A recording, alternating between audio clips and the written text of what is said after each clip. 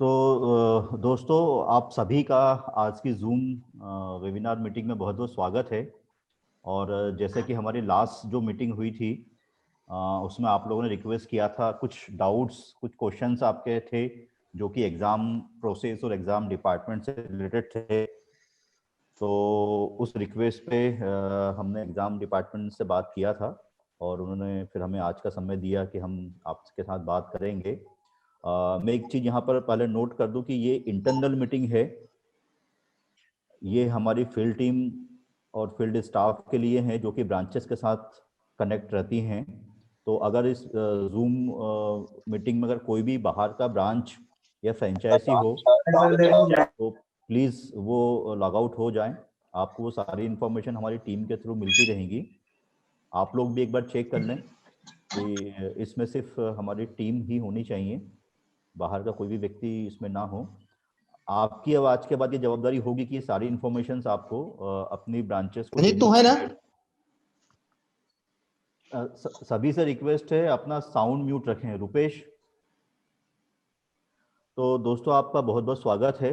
मेरे साथ वीनू सर हैं एग्जाम डिपार्टमेंट से, और इसी तरह से हमारे पांचों विश्वविद्यालय के AR भी यहाँ पर उपस्थित हैं। और जैसे कि हमने बात किया था और हमारे मैसेज मेल में हमने आपको कम्युनिकेट भी किया था कि आज हम बेसिकली प्रोसेस पे बात करेंगे, या कोई इन्फॉर्मेशंस या अपडेट की रिक्वायरमेंट है आपको तो उन चीज़ों पे बात करेंगे। हमने रिक्वेस्ट भी किया था कि अगर आपके कुछ डाउट्स हों, कुछ क्वेश्चंस हों तो वो भी आप हमें लिख करके भेज दें पहले से, ताकि अगर हमें उस पर कुछ तैयारी करनी हो या स्पेशल उस पर कुछ चीज़ आपको बतानी हो तो वो हम फाइंड आउट करके रखें। लेकिन ऐसा रिस्पांस एक दो को छोड़ करके किसी के थ्रू आया नहीं, जबकि आपके प्रॉब्लम्स और डाउट्स बहुत सारे होते हैं। और नॉर्मली उस तरह के क्वेश्चंस के लिए आप उनको डायरेक्टली हेड ऑफिस में बात करने के लिए फॉरवर्ड कर देते हैं, जबकि वो डाउट्स, वो क्वेश्चंस या वो प्रोसेस आपको क्लियरली पता होनी चाहिए, ताकि आप ही वहाँ पर ब्रांचेस को हैंडल करें, जिससे कि आधी से ज़्यादा समस्याएं फील्ड में ही सॉल्व हो जाएं। अगर आप उस क्वेश्चंस को समझेंगे, उस प्रॉब्लम को समझेंगे या वो प्रोसेस आपको पता होगी, तो आप वो 50% कंप्लेंट्स, 50% प्रॉब्लम्स को अपने लेवल पे ही सॉल्व कर देंगे। फिर जिसमें हेड ऑफिस की रिक्वायरमेंट होगी तो हेड ऑफिस हर समय उपलब्ध है आपके लिए। हम चाहते हैं कि आप भी वही रोल प्ले करें जो हम लोग यहाँ से कर रहे हैं, जिससे कि हम ज़्यादा से ज़्यादा ब्रांच को सपोर्ट दे सकें, उनकी हैंडलिंग कर सकें। तो हम लोग आज के सेशन में किसी भी इंडिविजुअल केस पे बात नहीं करेंगे, किसी पर्टिकुलर ब्रांच का या हमारे किसी स्टूडेंट का उस पर बात करना और उस पर सॉल्यूशन देना संभव नहीं है। उसके लिए हमने GRS आपको प्रोवाइड कराया हुआ है, तो आप ब्रांचेस को मोटिवेट करें, या अगर आपके पास भी रिक्वेस्ट आती है तो आप उसको GRS पे दर्ज कराएं और वो GRS नंबर फिर आप हमारी टीम के साथ शेयर कर सकते हैं, ताकि हम उसको प्रायोरिटी पर लेकर के सॉल्व करा सकें। तो मैं एग्ज़ाम डिपार्टमेंट का और आप सभी का बहुत बहुत स्वागत करता हूं, और मैं वीनू सर से रिक्वेस्ट करूंगा कि वो अपनी इनिशियल वर्डिंग के साथ में आज की इस जूम ओरिएंटेशन मीटिंग को आगे बढ़ाएं। Thank you sir. मेरी आवाज है सबका पहुंच रही होगी। ये जो मीटिंग है बहुत दिनों से मतलब सर बोल रहे थे कि करना है, ये एग्जाम प्रोसीजर और एग्जाम से रिलेटेड जो भी क्वेरीज हैं उनको कैसे अप्लाई कर सकते हैं अपन, और उसको किस तरह से कहाँ अप्लाई करना है और क्या क्या चीजें यूनिवर्सिटीज प्रोवाइड कराती है उस बारे में है। तो सबसे पहले, क्योंकि बच्चा एग्जाम फॉर्म से ही रिलेटेड है, सबसे पहले कि एग्जाम फॉर्म में क्या क्या समस्या आती है उसको लेकर एक स्क्रीन शेयर कर रहा हूं मैं, फिर उससे प्रेजेंटेशन अपन चालू करेंगे। ठीक है।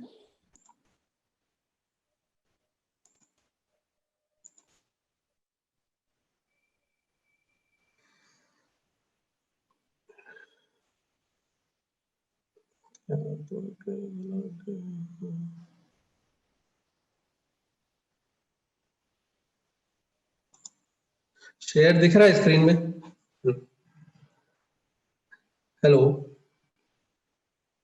जी सर, दिख रहा है। दिख रहा है। इसको स्टार्ट करूं सर? उसको स्लाइड मोड पे कर दीजिएगा। हाँ, एक मिनट सर। ठीक है जी। ओके।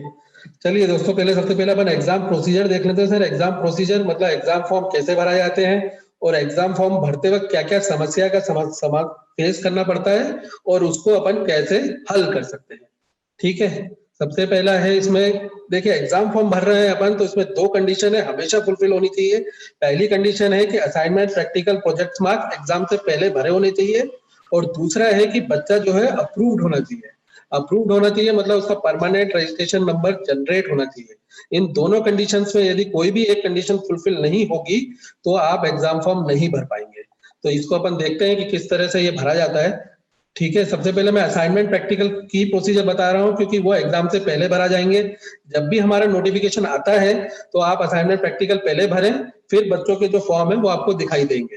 तो सबसे पहले आपको, ये आप सभी से वाकिफ हैं isectonline.com को, इसको आपको ओपन करना है, फिर अपना लॉगिन आईडी पासवर्ड डालना है। उसका तीसरा चीज है आपको सेलेक्ट करना है एजुकेशन सर्विस। एजुकेशन सर्विस में जैसे जाएंगे आप तो स्टूडेंट फॉर्म के नीचे आता है download assignment object practical sheets. इसको जैसे ही आप क्लिक करेंगे तो जितने भी आपके कोर्सेज में बच्चे रजिस्टर्ड हैं वो इस तरह की स्क्रीन आपके पास आ जाएगी। बीकॉम में रजिस्टर्ड है तो बीकॉम आएगा, बीए में रजिस्टर्ड है तो बीए आएगा, मैंने पूरी लिस्ट जो है कोर्स वाइज आएगी। और राइट साइड पे एक लिंक मिलेगी आपको, डाउनलोड लिंक। जिस भी कोर्सेज का आपको असाइनमेंट भरना है आप उसे क्लिक कर सकते हैं। जैसे ही आपने उसमें क्लिक किया तो ये आपकी एक्सेल शीट खुलेगी। ये एक्सेल शीट को आपको भरना है। इसमें मैक्सिमम मार्क्स जो है आपको दिए रहते हैं, तो आपको ऊपर दिया हुआ है कि 30 में से है तो आप 30 में से नंबर भर सकते हैं। भरने के बाद इसको आपको सेव करना है।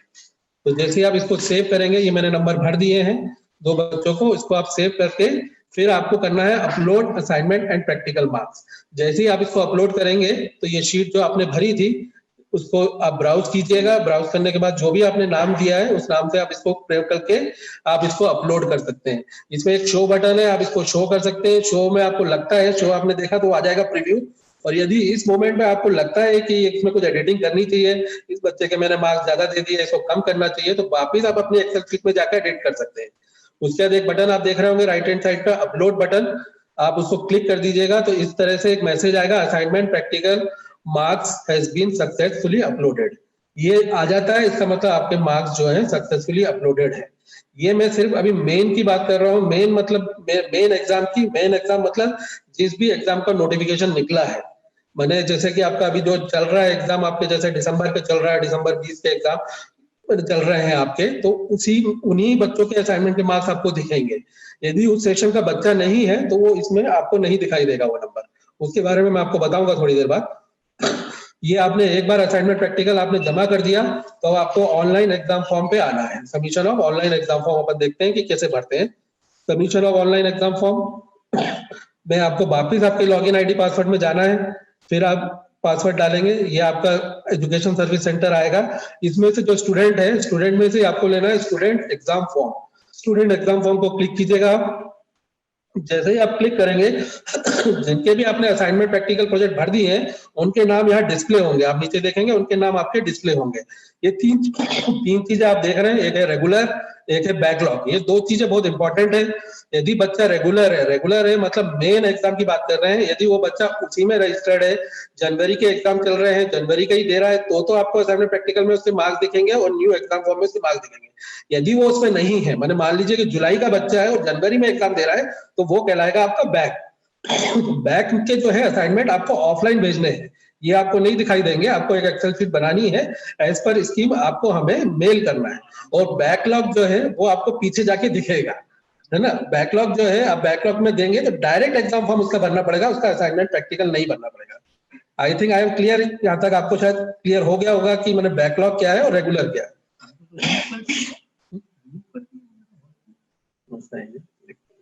तो यहाँ पे बेसिकली जो डाउट्स ब्रांचेस को आते हैं वो कई बार फॉर्म भरते समय कंप्लेन करते हैं कि हमारा फॉर्म सबमिट नहीं हो रहा या बच्चा दिख नहीं रहा है। तो रेगुलर मतलब फ्रेश स्टूडेंट, फ्रेश मतलब कि उसने लगभग 1 साल पहले एडमिशन लिया था और उसका ये फर्स्ट एग्जाम आ रहा है। जैसे कि अभी हम दिसंबर 2020 वाला एग्जाम करा रहे हैं, तो जनवरी 2020 में जिसने एडमिशन लिया है वो फ्रेश या रेगुलर स्टूडेंट कहलाएगा, जो कि उसका फर्स्ट एग्जाम है। अगर बच्चा एक एग्जाम चूक जाता है या उसका एडमिशन किसी बैक सेशन में होता है तो उसका एग्जाम फॉर्म बैकलॉग के माध्यम से जाएंगे तो ही दिखेगा। रेगुलर में आप ढूंढेंगे तो उसका नाम यहाँ पर नहीं आएगा एग्जाम फॉर्म में। बिल्कुल राइट। और तीसरी जो कंडीशन है, आपने पीछे ऊपर जो रेड लाइन से लिखा है, please check the dues of counselling fees और any balance fees particular student before filling the exam form. जो भी बच्चा डिस्टेंस में है, जैसे आप जानते हैं कि बच्चा जो है या तो प्राइवेट में होगा या डिस्टेंस में होगा। प्राइवेट में अपन एक ही बार में फीस ले रहे हैं, डिस्टेंस में अपन 2 बार फीस लेते हैं, एक बार first registration fees, second is a counselling fees. तो ये सुनिश्चित कर लीजिए भरने से पहले कि उसकी काउंसलिंग फीस डिस्टेंस में भरी होनी चाहिए, तभी वो असाइनमेंट प्रैक्टिकल के उसमें दिखेगा, नहीं तो वो भी नहीं दिखेगा। जो भी बच्चा आरएनटीयू का डिस्टेंस हो या सीबीआरयू का डिस्टेंस हो, दोनों में ये सुनिश्चित होना चाहिए कि उसकी काउंसलिंग फीस भरी होनी चाहिए as particular in the case of distance में। प्राइवेट में आप सभी जानते हैं एक ही बार में फीस आती है, तो उसमें कोई काउंसलिंग फीस का इशू नहीं है, लेकिन डिस्टेंस में एक इशू है। डिस्टेंस में आपकी पर्टिकुलर काउंसलिंग फीस दोनों भरी होनी चाहिए। यदि दोनों चीजें नहीं है तो वो असाइनमेंट में नहीं दिखेगा। राइट, चले नेक्स्ट आप समझ गए, आपने रेगुलर क्लिक कर लिया, आपको ये पूरा जो पेमेंट है वो आपको यहाँ दिख जाएगा। जिस भी बच्चे का आपको एग्जाम फॉर्म भरना है आप उसको क्लिक कर लीजिएगा। एग्जाम फॉर्म जो है वो पूरा भरा हुआ रहता है। एट पर्टिकुलर जो भी नाम आपने at the time of admission दिया है वही यहाँ डिस्प्ले होगा। कई लोग आते हैं कि जब मार्कशीटें निकल जाती हैं और फिर करेक्शन के लिए आते हैं, तो वो मेरा सिर्फ इतना रिक्वेस्ट है कि एक बार एग्जाम फॉर्म भरते वक्त और एक बार जब एडमिशन हो जाए, दोनों में आप एंट्रीज चेक कर लीजिए।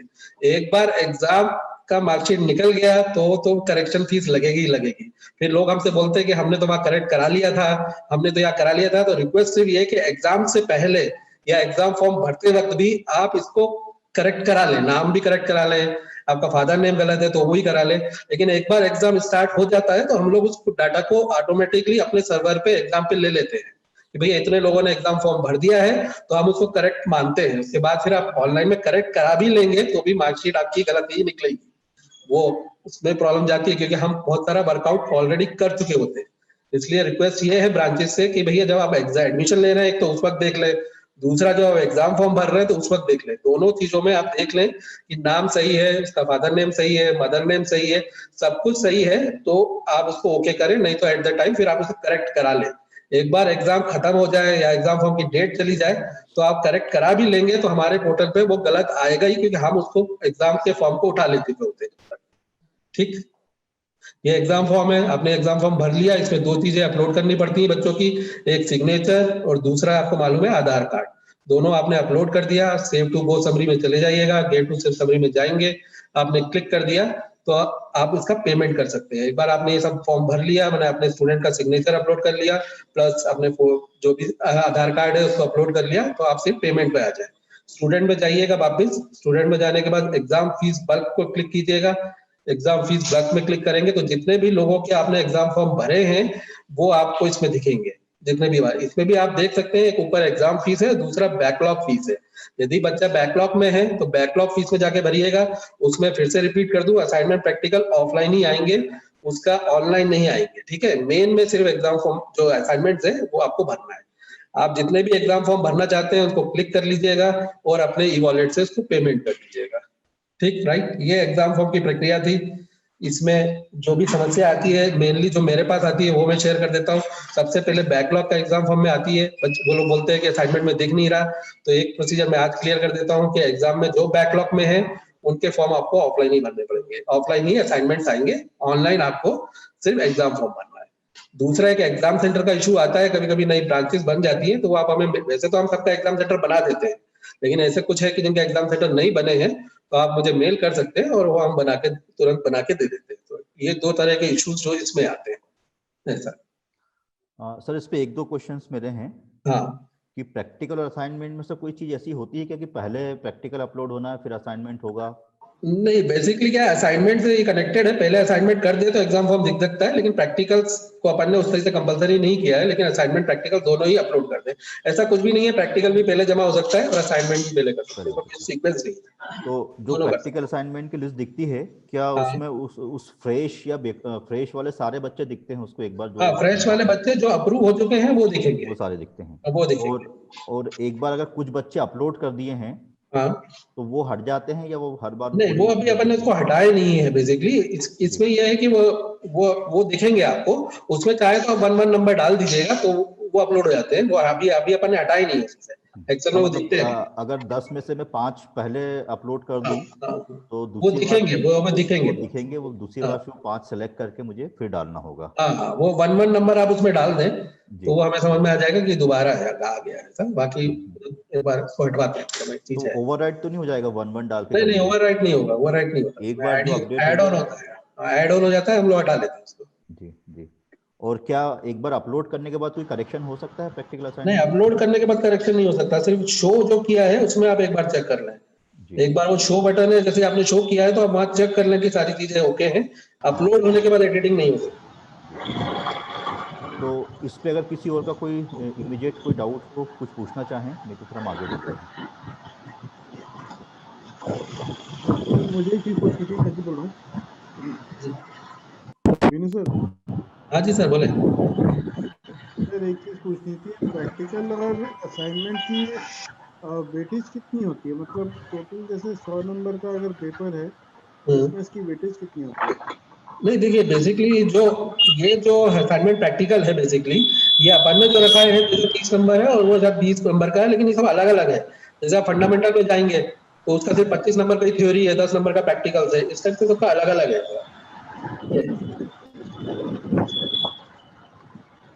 अच्छा, ठीक और है। ये हर यूनिवर्सिटी वाइज थोड़ा सा अलग है, क्योंकि अभी अपन ने सिलेबस को कॉमन नहीं किया है। तो आप जैसे सीबीआरई में जाएंगे तो उसका वेटेज अलग है, 70-30 है। और यदि आप इसी तरह आरएनटी में जाएंगे तो उनका थोड़ा सा अलग वेटेज है। तो ये स्कीम देख कहाँ सकते हैं एग्जाम की? एग्जाम की स्कीम सर अभी अपन ने रखी नहीं है, लेकिन इसमें बात चल रही है कि अपन उसको साइड पे रखें बेसिकली सिलेबस का। तो वो एक सिलेबस जो अभी नया और कॉमन बन रहा है वो अपन अभी साइड पे देंगे। सर शुभम बोल रहा था इंदौर से। जी। सर जैसे एक बच्चा है जिसने जुलाई सेशन में एडमिशन लिया और वो किसी कारणवश अपने रेगुलर एग्जाम साइकिल में अपीयर नहीं हो पाता है, तो हम उसको ब्लैक बैकलॉग में एग्जाम दिलवाते हैं। जी जी अब कई बार क्या होता है, बच्चे ने एग्जाम फीस पे नहीं की, बैकलॉग में एग्जाम फीस पे होती है, जी। लेकिन जो पोर्टल है सर उसमें वो अमाउंट जो है ड्यू दिखता है एग्जाम फीस बैकलॉग में पे होने के बाद भी। इस वजह अच्छा, से कई दफे मार्कशीट जो है वो प्रिंट नहीं हो पाती समय पर। ठीक है। तो इसका सर क्या सोल्यूशन रहेगा सर? ठीक है, ये मैं आपकी कंप्लेंट लिखता हूँ कि मतलब ये कि बैकलॉग में एग्जाम फॉर्म आप कह रहे हैं फीस अभी भी ड्यूज दिखती है। वैसे तो यस ड्यूज सर। दिखना नहीं चाहिए, और जो आप बता यस रहे हैं सर। पर्टिकुलरली वैसे, क्योंकि जो भी एग्जाम फीस भरते हैं आप, वो हमें पता चल जाता है बेसिकली कि आपने एग्जाम फीस भर दी। यदि यस आप सर। ऐसे एग्जाम फीस अपने बैंक में भर दी और आपने हमें बताया कि एग्जाम फीस भर दी है, तो हम तो चेक कर लेते हैं कि हाँ इसने एग्जाम फीस भर दी है और मार्कशीट प्रिंट हो जाती है। आपका जहाँ तक सवाल है कि वो दिखना नहीं चाहिए, तो ये मैं अपनी एक बार टेक्निकल टीम में नोट कर लेता हूँ। और यस सर। इसको जो भी आप चाह रहे हैं उसको मैंने करवाने की कोशिश यस की। Yes sir. शुभम जी, ऐसा कुछ आपके पास हो तो उसका स्क्रीनशॉट लेके जरूर भेजिएगा, ठीक एग्जाम्पल है सर, के मैंने लिए। अभी 2-3 केसेस थे, सर ने उसको सॉल्व किया है, मैं जरूर शेयर करूंगा। जी जी।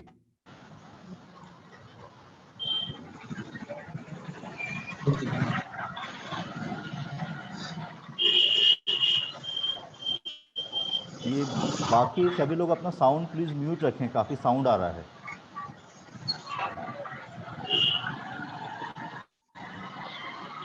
तो practical assignment, exam form submit और एडमिट कार्ड प्रिंट, इससे हम आगे बढ़े, अगर यहाँ तक सभी को क्लियर है। सर मेरा एक क्वेश्चन था। जी। हेलो। हाँ जी, पूछिए मैडम।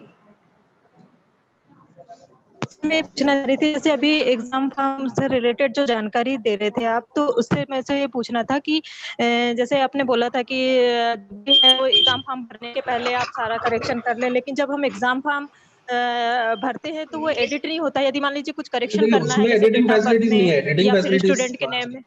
जी जी बोले। हाँ हाँ।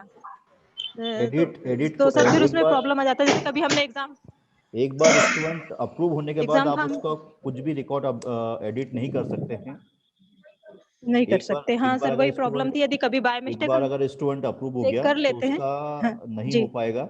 फिर आपको जी। उसके फिर उस डॉक्यूमेंट प्रूफ के साथ में रिक्वेस्ट जी मेल भेजनी होगी ओके आईसेट ऑनलाइन डिपार्टमेंट को और वीनू सर को। तो जी बैकेंड से ही वो यहाँ से उसका अपडेशन होता है, और फिर जी। उसको आप ऑनलाइन चेक करते रहें कि वो अपडेट हुआ या नहीं हुआ। सर यदि मान लीजिए एग्जाम फॉर्म नहीं भी भरा है उसके तभी भी नहीं हो पाएगा चेक उसका करेक्शन?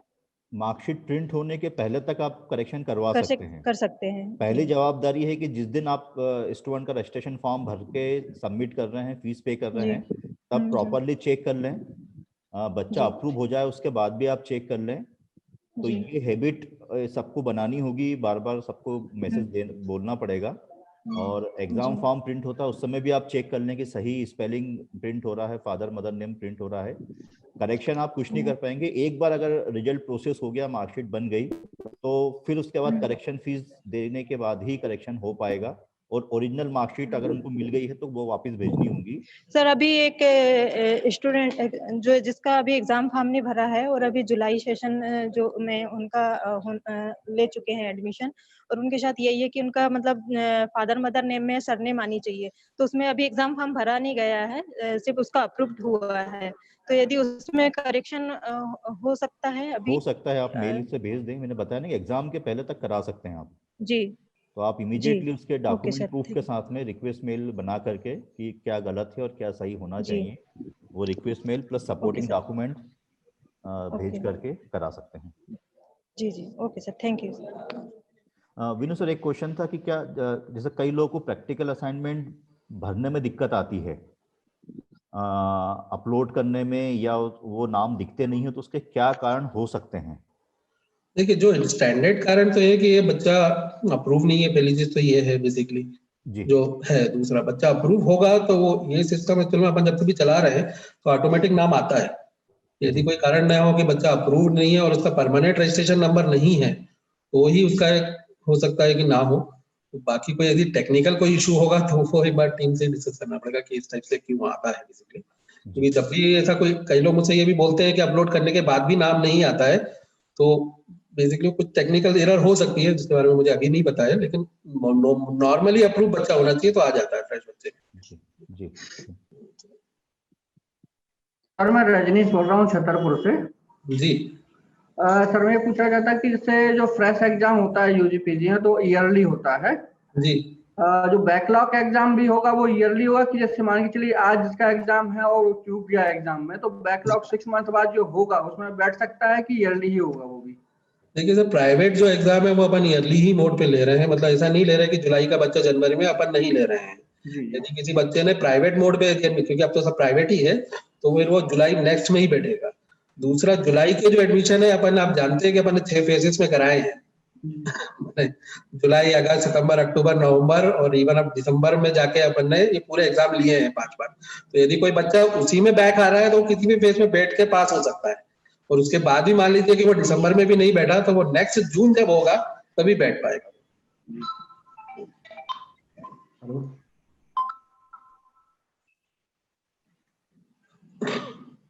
हेलो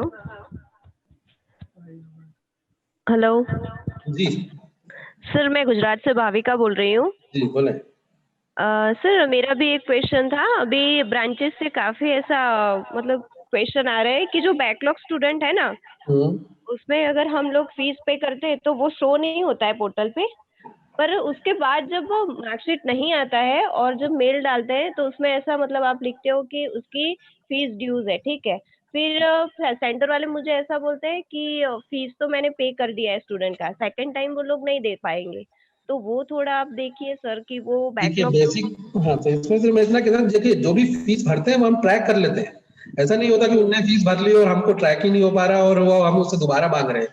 तो इस चीज से तो आप छोड़ दीजिए कि बेसिकली कि मतलब हम दोबारा या तिबारा उसे फीस दे रहे हैं। जो भी फीस नहीं जैसे भी मोड पे आपने भरा है वो हम ट्रैक कर लेंगे। यदि उनके, सर वो आपकी यदि बात हम बोल सही रहे हैं कि है। फीस नहीं आई है तो फिर वो फीस नहीं आई है, मतलब ये कहना मतलब है। और दूसरी जो हाँ प्रॉब्लम बताई थी वो रिलेटेड वही है कि बैकलॉग में फीस भरने के बाद भी शो हो रहा है, तो वही सेम कंप्लेंट आपकी है, तो वो टेक्निकली अभी मैं सॉल्व कराता हूँ कि वो ना दिखे। हाँ सर, एक्चुअली देखिए हम लोग सही है, पर ब्रांचेस में ये काफी इश्यू होते हैं कि फिर वो लोग भी हम पे मतलब ऐसा बोलते हैं कि नहीं वो नहीं हो पाएगा, और वो ठीक है, नहीं मतलब स्टूडेंट ओके, पे कर पाएंगे, तो वो थोड़ा ठीक शो है। होगा। तो तो बैकलॉग एग्जाम की हम भी फीस जो बोल भर दी सकते है हैं। उसका ट्रांजैक्शन आईडी ब्रांचेस को हाँ दिखने लगे, मैं ऐसे ही हाँ, बस पूछता हूँ वो कि वो शो दिख हो रहा जाए है कि ना नहीं, तो वो क्या हम कराता भी हूँ। बोल सकते हैं कि वो शो हो रहा है, ठीक है ना ठीक है, sir? Okay okay. Okay, thank you sir.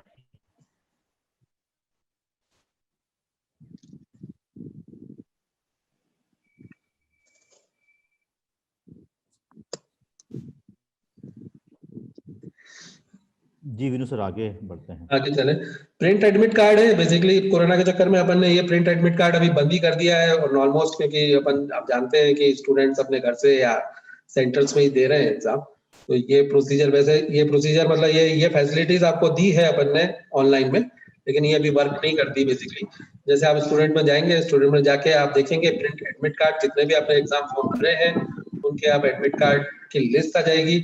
List जैसी आती है आप इसको क्लिक कर सकते हैं और इस तरह से एक एडमिट कार्ड प्रिंट होता है जो आप बच्चों को दे सकते हैं at the time of this.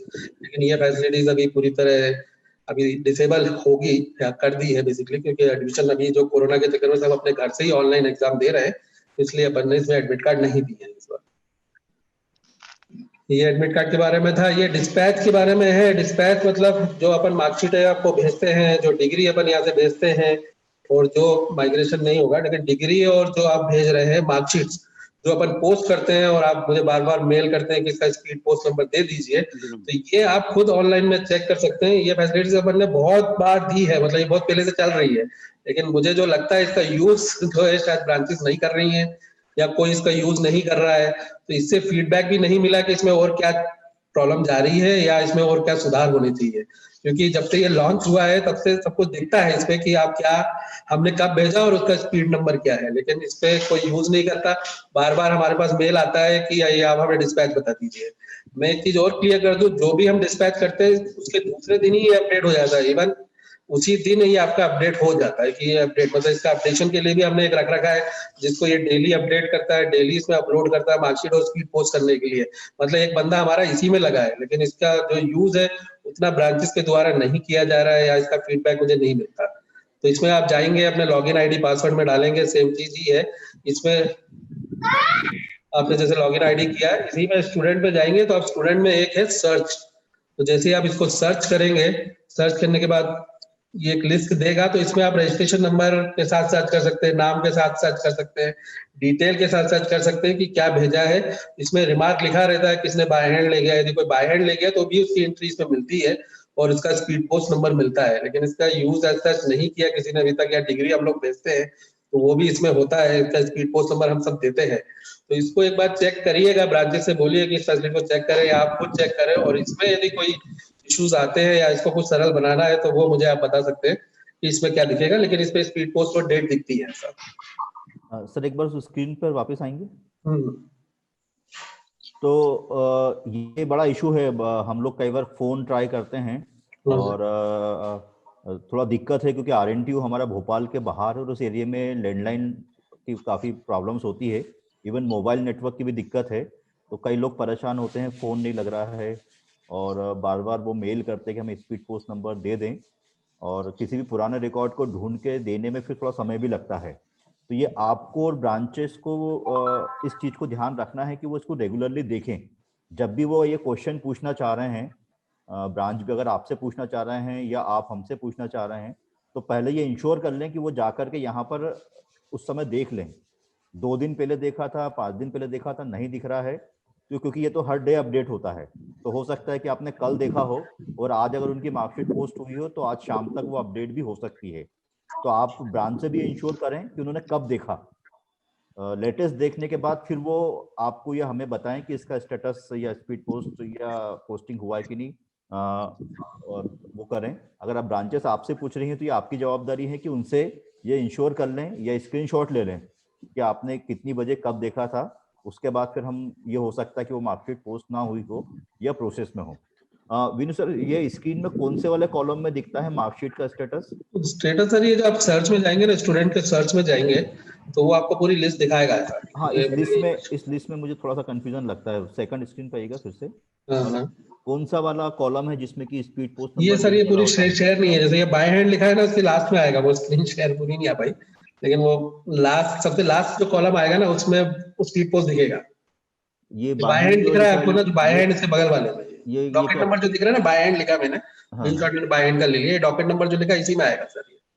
अच्छा, तो ये जो भाई सर जब से बनाया है इस पे कोई फीडबैक ऐसा नहीं मिला है कि इसमें ये प्रॉब्लम जा रही है या ये देख नहीं रहा है, तो इसको जब से बना वो इसी तरह से बना है। ये बाय हैंड और ऑर्डर नंबर कोर्स मटेरियल का स्टेटस है या मार्कशीट का है? नहीं, ये तो मार्कशीट का ही स्टेटस है सर। ये by hand order number session मैंने ये दिखता है, मैंने ये नहीं कह रहा हूँ, मैंने ये आप बाय हैंड पे जाएंगे तो स्क्रीनशॉट दिखेगा इसको। मैंने कहा बेसिकली प्रॉब्लम ये है कि ये किसी एडमिन में नहीं है, ब्रांच ही देख सकती है। हाँ, ये एक तो ब्रांच ही देख सकते हो। ब्रांच एक बार देख के, या मैं आज एक बार पूछता हूँ कि इसको थोड़ा इजी कैसे बनाया जाए, तो ये स्पीड पोस्ट आता है एक बार ऐसा। तो बेसिकली हमारा उद्देश्य ये है कि ये इंफॉर्मेशन आपको पता हो, आपको याद रहनी चाहिए, और इसको बार बार आप लोग को ब्रांचेस को बताना चाहिए कि ये फैसिलिटी वहाँ पर अवेलेबल हैं। पहले ये प्रोसेस कंप्लीट करें या इस चीज़ को क्रॉस चेक कर लें, उसके बाद फिर वो आपसे या फिर आप हमसे इसको बात करें, और कोशिश करें कि जो भी डाउट्स क्वेश्चंस ब्रांचेस को आ रहे हैं, अगर आपको नहीं पता है तो सबसे पहले जवाबदारी आपको उसको क्लियर करने की है कि वो प्रोसेस क्या होती है, उसकी इंफॉर्मेशन क्या देनी है सेंटर्स को। तो आप खुद भी अपडेट हों और फिर ब्रांचेस को प्रॉपर्ली अपडेट कराएं। हेलो सर, हेलो सर, मेरा एक क्वेश्चन है सर। मेरी आवाज आ रही है? हाँ जी, होता है सर। अभी कोविड के टाइम पे ऐसा हुआ है कि कुछ के डॉकेट नंबर जैसे वो हैं, आपसे मेल पे भी मिला है मुझे, तो डॉकेट नंबर दिखा रहा है लेकिन यहाँ रिसीव नहीं हुआ है, तो उसकी कंप्लेंट कैसे होगी? देखिए, इस केस में जो है बेसिकली दो तरह से कंप्लेंट होती है। एक जो आप अपने लोकल पोस्ट ऑफिस में करें, ठीक है ना, सर तो वो हमारे एंड से होगी या आपके एंड से? दोनों के एंड से कंप्लेंट होती है। एक हम लोग कंप्लेंट करते हैं बेसिकली आपके रिक्वेस्ट पे कि आपने कंप्लेंट कर दी है, उस कंप्लेंट को हम अपने पोस्ट ऑफिस डिपार्टमेंट में देते हैं, तो वो हमें ट्रैकिंग बताते हैं कि ये ट्रैक यहाँ पहुंचा, यहाँ से पहुंचा, ये पूरा ट्रैक आता है। ये ऑनलाइन ही कंप्लेंट होती है इसकी, तो ऑनलाइन आप अपने एंड पे तो करें जो लोकल पोस्ट ऑफिस है, और आप हमें बता देंगे तो हम लोग भी कंप्लेंट करते हैं, और वो ऑनलाइन ट्रैक होता है, ट्रैक होकर हमारे पास आता है। कई बार ऐसा होता है कि कोविड के चक्कर में मैंने जो देखा अभी कि मैंने पोस्ट ऑफिस में ही पोस्ट रखी हुई है ऑलरेडी, लेकिन वो नहीं आई है। उनसे बोलो पहले नंबर ट्रैक कर लिया करें स्पीड पोस्ट। तो ये एक है कि आप पहले तो सबसे पहले अपना स्पीड नंबर ट्रैक कर ले, ठीक है ना, कहाँ पे पहुंचा है। नहीं, एक्चुअली क्या हुआ है, अभी बीच में एक दो उसके लिए हमने जब इंक्वायर किया तो आपने डॉकेट नंबर दिया, वो पुराना हो गया, और हमने जैसे पोस्ट ऑफिस में अपने लोकल लेवल पे पूछा तो उन्होंने कहा कि भाई ये यहाँ से ट्रैक नहीं होगा, जहाँ से भेजा गया है वहां से ट्रैक हो पाएगा। हाँ, तो कोई इशू नहीं है, आप हमें मेल कर दें, ये चीज हम तो कंप्लेंट करते ही हैं। जी। ऐसे कई इशू में सॉल्व मैंने हुआ था। बेसिकली ग्वालियर के डाक चली गई थी, पता चला वो तो पोस्ट ऑफिस में ही लिखा था, जो बंदा पोस्ट ऑफिस में देखता था तो वो कोविड में चला गया तो उसने अपने पास ही रख ली, तो फिर वो बाद में कंप्लेंट करी तो निकली। तो ऐसे कुछ इश्यूज होते हैं, तो निकल जाते हैं। हाँ, तो कोई इशू नहीं है, आप हमें दे दे तो हमारे वजह से कंप्लेंट ऑनलाइन हो जाता है। जी। तो बेसिकली सॉल्यूशन ये है कि अगर स्पीड पोस्ट नंबर दिख रहा है, मिल गया है, और ब्रांच को नहीं मिली, तो सबसे पहले वो उसको स्पीड पोस्ट की साइट पे जाके ऑनलाइन ट्रैक कर लें और देख लें कि उसका स्टेटस कहाँ है। तो उनको वहीं से पता चल जाता है कि वो डिलीवर अभी हुआ है, नहीं हुआ है, या रिटर्न हो गया है। और जैसे कि मैडम ने बताया, और ये होता है कि बहुत पुराना स्पीड पोस्ट नंबर फिर ऑनलाइन पे ट्रैक भी नहीं होता है। कई बार हमें ये लगता है कि ये नंबर गलत है क्या, तो उसके डेट पे डिपेंड करता है। अगर स्पीड पोस्ट काफ़ी दिनों पहले जा चुका है, कुछ महीने निकल चुके हैं, तो शायद वो उस डिपार्टमेंट की पोस्ट वेबसाइट पे नहीं दिखेगा। तो दोनों केस में अगर डाक नहीं मिली है तो पहले उस व्यक्ति को कंप्लेन अपने लोकल डिपार्टमेंट में करनी है स्पीड पोस्ट नंबर और डेट के साथ में कि ये डाक हमें नहीं मिली है, और वो अपने लेवल पे कोशिश करे वहाँ के डिपार्टमेंट से उसको पता लगाने की, और साथ ही साथ उनको जो कंप्लेन की है उसकी रिसीविंग या अगर उनका कुछ रिप्लाई मिला है वो दे करके फिर आप वीनू सर एग्जाम डिपार्टमेंट को भेज सकते हैं, तो हम लोकल में भी उसको ट्रैक करते हैं। Hello Veenu sir, good afternoon sir. हाँ जी, गुड आफ्टरनून सर। सर मैं अंकुर यादव बात कर रहा हूँ दिल्ली ऑफिस से सर। जी सर, बोले। सर मेरा एक क्वेश्चन था कि अगर बाय फॉल्ट किसी ब्रांच ने एग्जाम फॉर्म नहीं भरा है साइट पे, तो फिर उसका क्या प्रोसीजर है सर? ठीक है, एग्जाम फॉर्म की लिंक एक बार बता देता हूँ। हम लोग क्लोज नहीं करते कभी भी, ठीक है। उसमें फाइन लग जाता है, 200 रुपए लेट फीस लग जाती है, और वो सब लिखा है। एग्जाम की लिंक हमेशा खुली है, 24 आवर्स खोल रखी है, तो नहीं मिला है तो भर दे। पहली चीज ये है। लेकिन उसको यूजर आईडी पासवर्ड जो है कंडीशन में, क्योंकि अपन ऑनलाइन ले रहे हैं, तो एग्जाम फॉर्म का जो यूजर आईडी पासवर्ड है तभी मिलेगा जब उसने एग्जाम फॉर्म भरा है, नहीं तो आपको आगे एग्जाम नहीं दिया जाएगा। और पहले जो अपन ऑफलाइन लेते थे, मान लीजिए कि पुराना है 2014 का, 15 का या 16 का है, और अब एग्जाम फॉर्म भरना चाहता है, तो वो भी बैकलॉग में जाके भर सकता है। Okay sir, okay, thank you. देखिए, सबसे सेफ चीज इसमें ये है कि जो भी हम लास्ट डेट दे रहे हैं उस लास्ट डेट को स्ट्रिक्टली फॉलो किया जाए। उसके पहले तक जो सबमिट हो जाता है उसके लिए हम रिस्पॉन्सिबल है, उनको वो सर्विस देने के लिए, लॉगिन आईडी या एग्जाम कराने के लिए। अगर वो लास्ट डेट चूक जाता है तो फिर गारंटी नहीं है कुछ भी, क्योंकि एक बार एग्जाम स्टार्ट होने के बाद में फिर उस अलग अलग डेटा को या एक एक दो बच्चे फॉर्म भरते जा रहे हैं और फिर हम निकाल के दें, ये अगर हम दे दिए तो बड़ी खुशकिस्मती समझिएगा, या ये मानिएगा कि उस समय कुछ हमारे पास समय होगा और हम कर पाए, लेकिन हम उसके लिए रिस्पॉन्सिबल नहीं है। अगर आपने लेट किया है तो आपको ब्रांचेस को इन सबको प्रॉपरली इंस्ट्रक्ट करने के लास्ट डेट के बाद अगर वो कर रहे हैं तो फिर उसके लिए वो हम पे ब्लेम या प्रेशर नहीं कर सकते हैं। हम ट्राई कर सकते हैं कि उसका कुछ काम हो जाए, लेकिन रिस्पॉन्सिबिलिटी हमारी नहीं होगी। लास्ट डेट को स्पेशली ध्यान रखा जाए। सर मैं अर्पना बात कर रही हूँ आईसेट इंदौर से। हेलो। हाँ जी। सर जो डिस्पैच स्टेटस रहता है वो हमें कैसे पता चलेगा कि वो मार्कशीट का है या कोर्स मटेरियल का है, क्योंकि उसमें कहीं पे भी लिखा हुआ नहीं आता है। नहीं, कोर्स मटेरियल का डिस्पैच तो शायद आई थिंक मुझे जा सकता है वो अलग है उससे। नहीं सर, एक्चुअली क्या होता है कि कभी-कभी ऐसा भी होता है सर कि मार्कशीट हमारे पास आ जाती है बट मार्कशीट डिस्पैच स्टेटस में नो दिखाते रहता है, उसमें यस नहीं हुआ रहता है सर। ठीक है, कंप्लेंट मैं आपकी लिख लेता हूँ एक बार, ओके। फिर मैं आपको ना बताता हूँ इसमें क्या इश्यूज आ रहे हैं। वीनू सर एक क्वेरी और थी। वीनू सर, ये दोनों चीजें वहाँ दिखती है और हाँ। उसी से कंफ्यूजन होता है कि वो किस चीज का स्टेटस है। अच्छा ठीक है ठीक है, ओके, मैं इसको देख लेता हूँ सर एक बार आज, है ना। तो ये जो क्वेरीज है मैंने लिख ली है, 2 जनों की, एक बैकलॉग की और एक मार्कशीट स्टेटस की, इसको मैं सॉल्व करके आपको बताता हूँ। यहाँ पर जो भी हमारे स्टेट ऑफिस, रीजनल ऑफिस हैं, अगर आपने वहां से ये वाला स्क्रीनशॉट या इसको डाउनलोड करके भेज सकें जो एग्जैक्ट पूरी लिस्ट दिख रही है, और उसमें जहां भी आपको डाउट और क्वेश्चन दिख रहा है उसको अगर आप सर्कल कर दें तो इसको हम प्रॉपरली चेक करा लेंगे ताकि ये विजिबल रहे और इजीली इसको समझा जा सके। तो जो वहाँ दिख रहा है वो एग्जैक्ट स्टेटस, और उसमें अगर कोई कंफ्यूजन लग रहा है तो उसको मार्क करके जरूर भेजें। इसी तरह के फीडबैक हम चाहते हैं कि हमें मिलते रहें कि कहीं हमने जो प्रोसेस बनाया है उसमें कुछ रिक्वायरमेंट हो, करेक्शन हो, तो आप हमें समय समय बताते रहें करें। जो भी पॉसिबल चेंजेस होंगे वो हम पूरी कोशिश करेंगे वहाँ करने की। वीनू सर एक क्वेरी और थी। जी बताएं।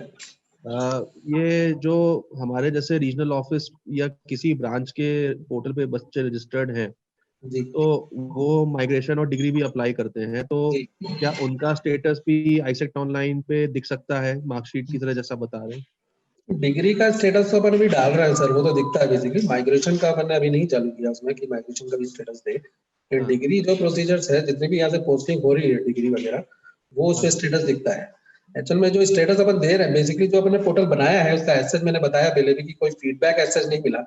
ये है जैसे भी मैडम ने बताया कि उसमें ये नहीं दिख रहा है, तो वही है, एक बार आप चेक कर ले सारी चीजें, और कोई भी वैल्यूएबल सजेशन है जैसे कि आपको लगता है कि ये नहीं दिख रहा है तो आप वो मुझे बताएं उस चीज को। क्योंकि वो लिंक तो क्या है कि अपन ने बहुत पहले बनाई है, मतलब जब से स्टार्ट हुआ है, लेकिन उसका एसेज यूज नहीं हुआ क्योंकि लोग ऑफलाइन हमें भेज देते हैं कि भैया स्पीड पोस्ट बताओ, ये बताओ। तो डिग्री, मार्कशीट, ये सब स्टेटस उसमें डल रहा है बेसिकली ऐसा। तो एक बार चेक करिएगा आप मुझे, और हम भी अपने एक बार देख के बताएं। क्वेश्चन मेरा भी हल्का सा है उसमें, आपको डिग्री भी स्टेटस दिखेगा बच्चे का। तो बेसिकली विनू सर अभी हम मार्कशीट पोस्टिंग का स्टेटस और डिग्री को लेके क्वेश्चन देख सकते हैं। जी सर, एक डिग्री को लेके क्वेश्चन था सर। हाँ जी बताएं। सर हम लोग फॉर्म भर रहे हैं डिग्री का, जो आपने ऑनलाइन लिंक दी है, लेकिन जब लास्ट हम पेमेंट करते हैं तो वहाँ एक एरर आ जाती है। अच्छा, तो उसके बाद हमारा पेमेंट नहीं सबमिट हो पा रहा है, बाकी पूरा फॉर्म डिग्री। हाँ, तो इस बारे में मैं ये कहना चाहूंगा कि डिग्री की लिंक हमने अभी ओपन की है और उसमें लगभग, जैसे मैंने कल ही स्टेटस देखा है, तो 81 लोगों ने भरा हुआ है ऑलरेडी। तो ये इशू पेमेंट्स को लेकर जो भी इश्यूज आ रहे हैं वो आप स्क्रीनशॉट भर के, जैसे कि उसमें क्या एरर आ रहा है, जैसे कि आपने पेमेंट किया और उसके बाद क्या एरर आया, तो वो आप मुझे भेजिए बेसिकली, तो उससे अपन उसको दूर करेंगे। लेकिन ये लिंक वर्क कर रही है क्योंकि 80 जो लोग हैं बेसिकली वो उसमें ऑलरेडी भर चुके हैं जिनका अपने डिग्री प्रोसेस में लिया है ऐसा। तो आप कैसे पेमेंट कर रहे हैं और क्या एरर आ रहा है वो मुझे बिल्कुल लिख के भेजें ताकि अपन उसको ठीक कर सकें। विनू सर, मेरा भी एक क्वेश्चन है डिग्री को लेके, मार्कशीट को लेके क्वेश्चन था। डिग्री पोर्शन खत्म करें सर अपन, तो डिग्री सर डिग्री के रिगार्डिंग एक क्वेश्चन था सर। जी हमें सर किसी को क्या होता है, किसी ब्रांचेस का अर्जेंट में रिक्वायर होता है, जॉब हो गया गवर्नमेंट का तो उसमें तो करना होता है, तो सर कैंडिडेट जाके बाय हैंड रिसीव कर सकते क्या? या सर ऐसा हो कि अर्जेंट में फी पेमेंट कर दे और 10 to 15 डेज में रिसीव हो जाए हमारे ऑफिस में या ब्रांचेस के यहाँ? देखिए अपन पूरी हेल्प करते हैं कि सर जल्दी से जल्दी। अच्छा, इसी से रिलेटेड है तो आप भी पूछ लो, आप भी पूछ लो। जी सर इसी से रिलेटेड है कि मैक्सिमम टाइम हम क्या बताएं, क्योंकि बच्चा बोलता है कि हमने अर्जेंट की फीस दी है और अभी हमारा सितंबर 19 का भरा हुआ अर्जेंट वाला है, वो भी अभी तक नहीं आई, तो इसमें क्या हम उनको डेट्स क्या बताएंगे, कितने टाइम लगेगा? देखिए डिग्री के बारे में मैं बताना चाहता हूँ, 2 चीजें आपको बता देता हूँ। बेसिकली डिग्री तो RNTU की है और एक है CBRU। CBRU डिग्री जो नॉर्मल प्रोसेस है वो 3 मंथ लगते ही है, क्योंकि उसमें सारे डिपार्टमेंट इन्वॉल्व होते हैं, वेरिफिकेशन से लेकर प्रिंटिंग तक। अभी अपन ने जो ऑनलाइन अपन ने भरने का चालू किया, इसमें अपन ने 30 से 45 डेज रखा है, तो अपन ने ऑलरेडी इसको रिड्यूस ऑलमोस्ट कर दिया है। ऐसा रेयर केस में हो सकता है, देखिए कुछ डिग्रियां रुक जाती है, वो एक रेयर केस हो सकता है, लेकिन अपन ने डिग्री की जो प्रोसीजर है ऑलमोस्ट कम कर दी है। जहां तक बाय हैंड का सवाल है सर, बाय हैंड अभी स्टार्ट नहीं किया अपन ने बच्चों को, क्योंकि अपन बच्चे से डायरेक्ट जुड़े नहीं है और ब्रांचेस से जुड़े हुए हैं, इसलिए बच्चों को अपन अभी बाय हैंड नहीं दे रहे हैं ऐसा। फिर भी जो पर्टिकुलर रिक्वेस्ट रहती है वो सब आपकी सुनी जाती है, जैसे आप मेल कर देते हैं अर्जेंट चाहिए तो with the help of madam हम उसको प्रोसेस ले ही लेते हैं। हम लोगों की बहुत सारी डिग्रीज देखिए डिग्री के बारे में सजेशन इतना दूंगा कि जब भी आपको मार्कशीट मिल जाए तो बच्चों की काउंसलिंग आप उसी वक्त करें कि सर ये मार्कशीट आ गई है, जैसे मैंने जून 20 की मार्कशीट आपको भेजी है, आप बच्चों को मार्कशीट देते वक्त ही उसको काउंसलिंग करें कि अब ये आ गया है, आपको डिग्री भरना है, तो आपकी इतनी प्रोसीजर है, आपको टाइमिंग्स मालूम है, तो बच्चे की काउंसलिंग आप उसी वक्त करें जिस वक्त आप मार्कशीट दे रहे हैं। ये मेरी रिक्वेस्ट है मतलब सर, इससे आपका काम आसान होगा। नहीं तो वो तो होता क्या है, जब बच्चों को जॉब चाहिए पड़ती है और बच्चा कहीं लगाना चाहता है तब वो अप्लाई करता है, तो समस्या है।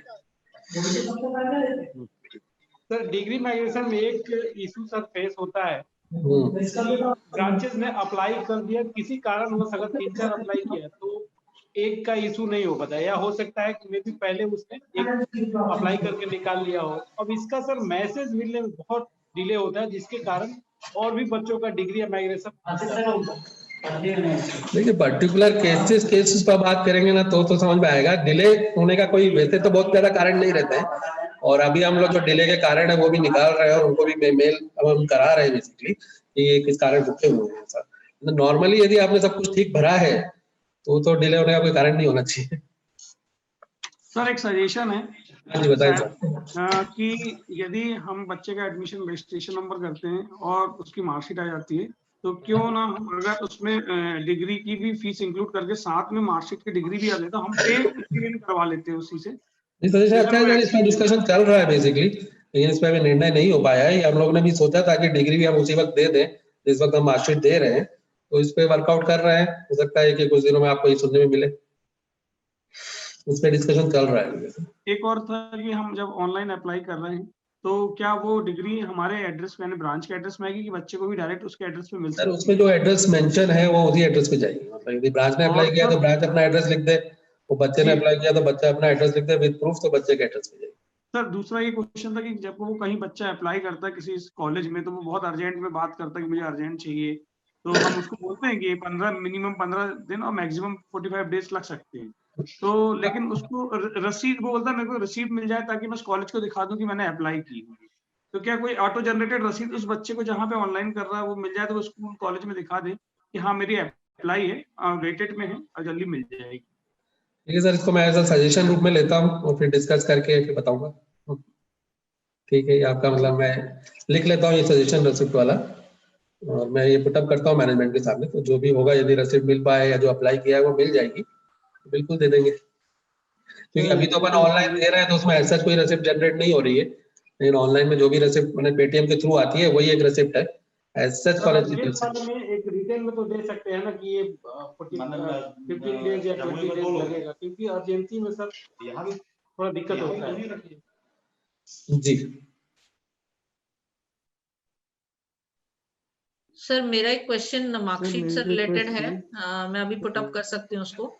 डिग्री खत्म हो गया आई थिंक आपको, तो मैं पुटअप करूं सर? हाँ जी बोले मार्कशीट पे। एक्चुअली मेरा क्वेश्चन ये है कि जो मार्कशीट आती है अभी RNTU वगैरह की, तो उसमें ग्रेड्स आते हैं।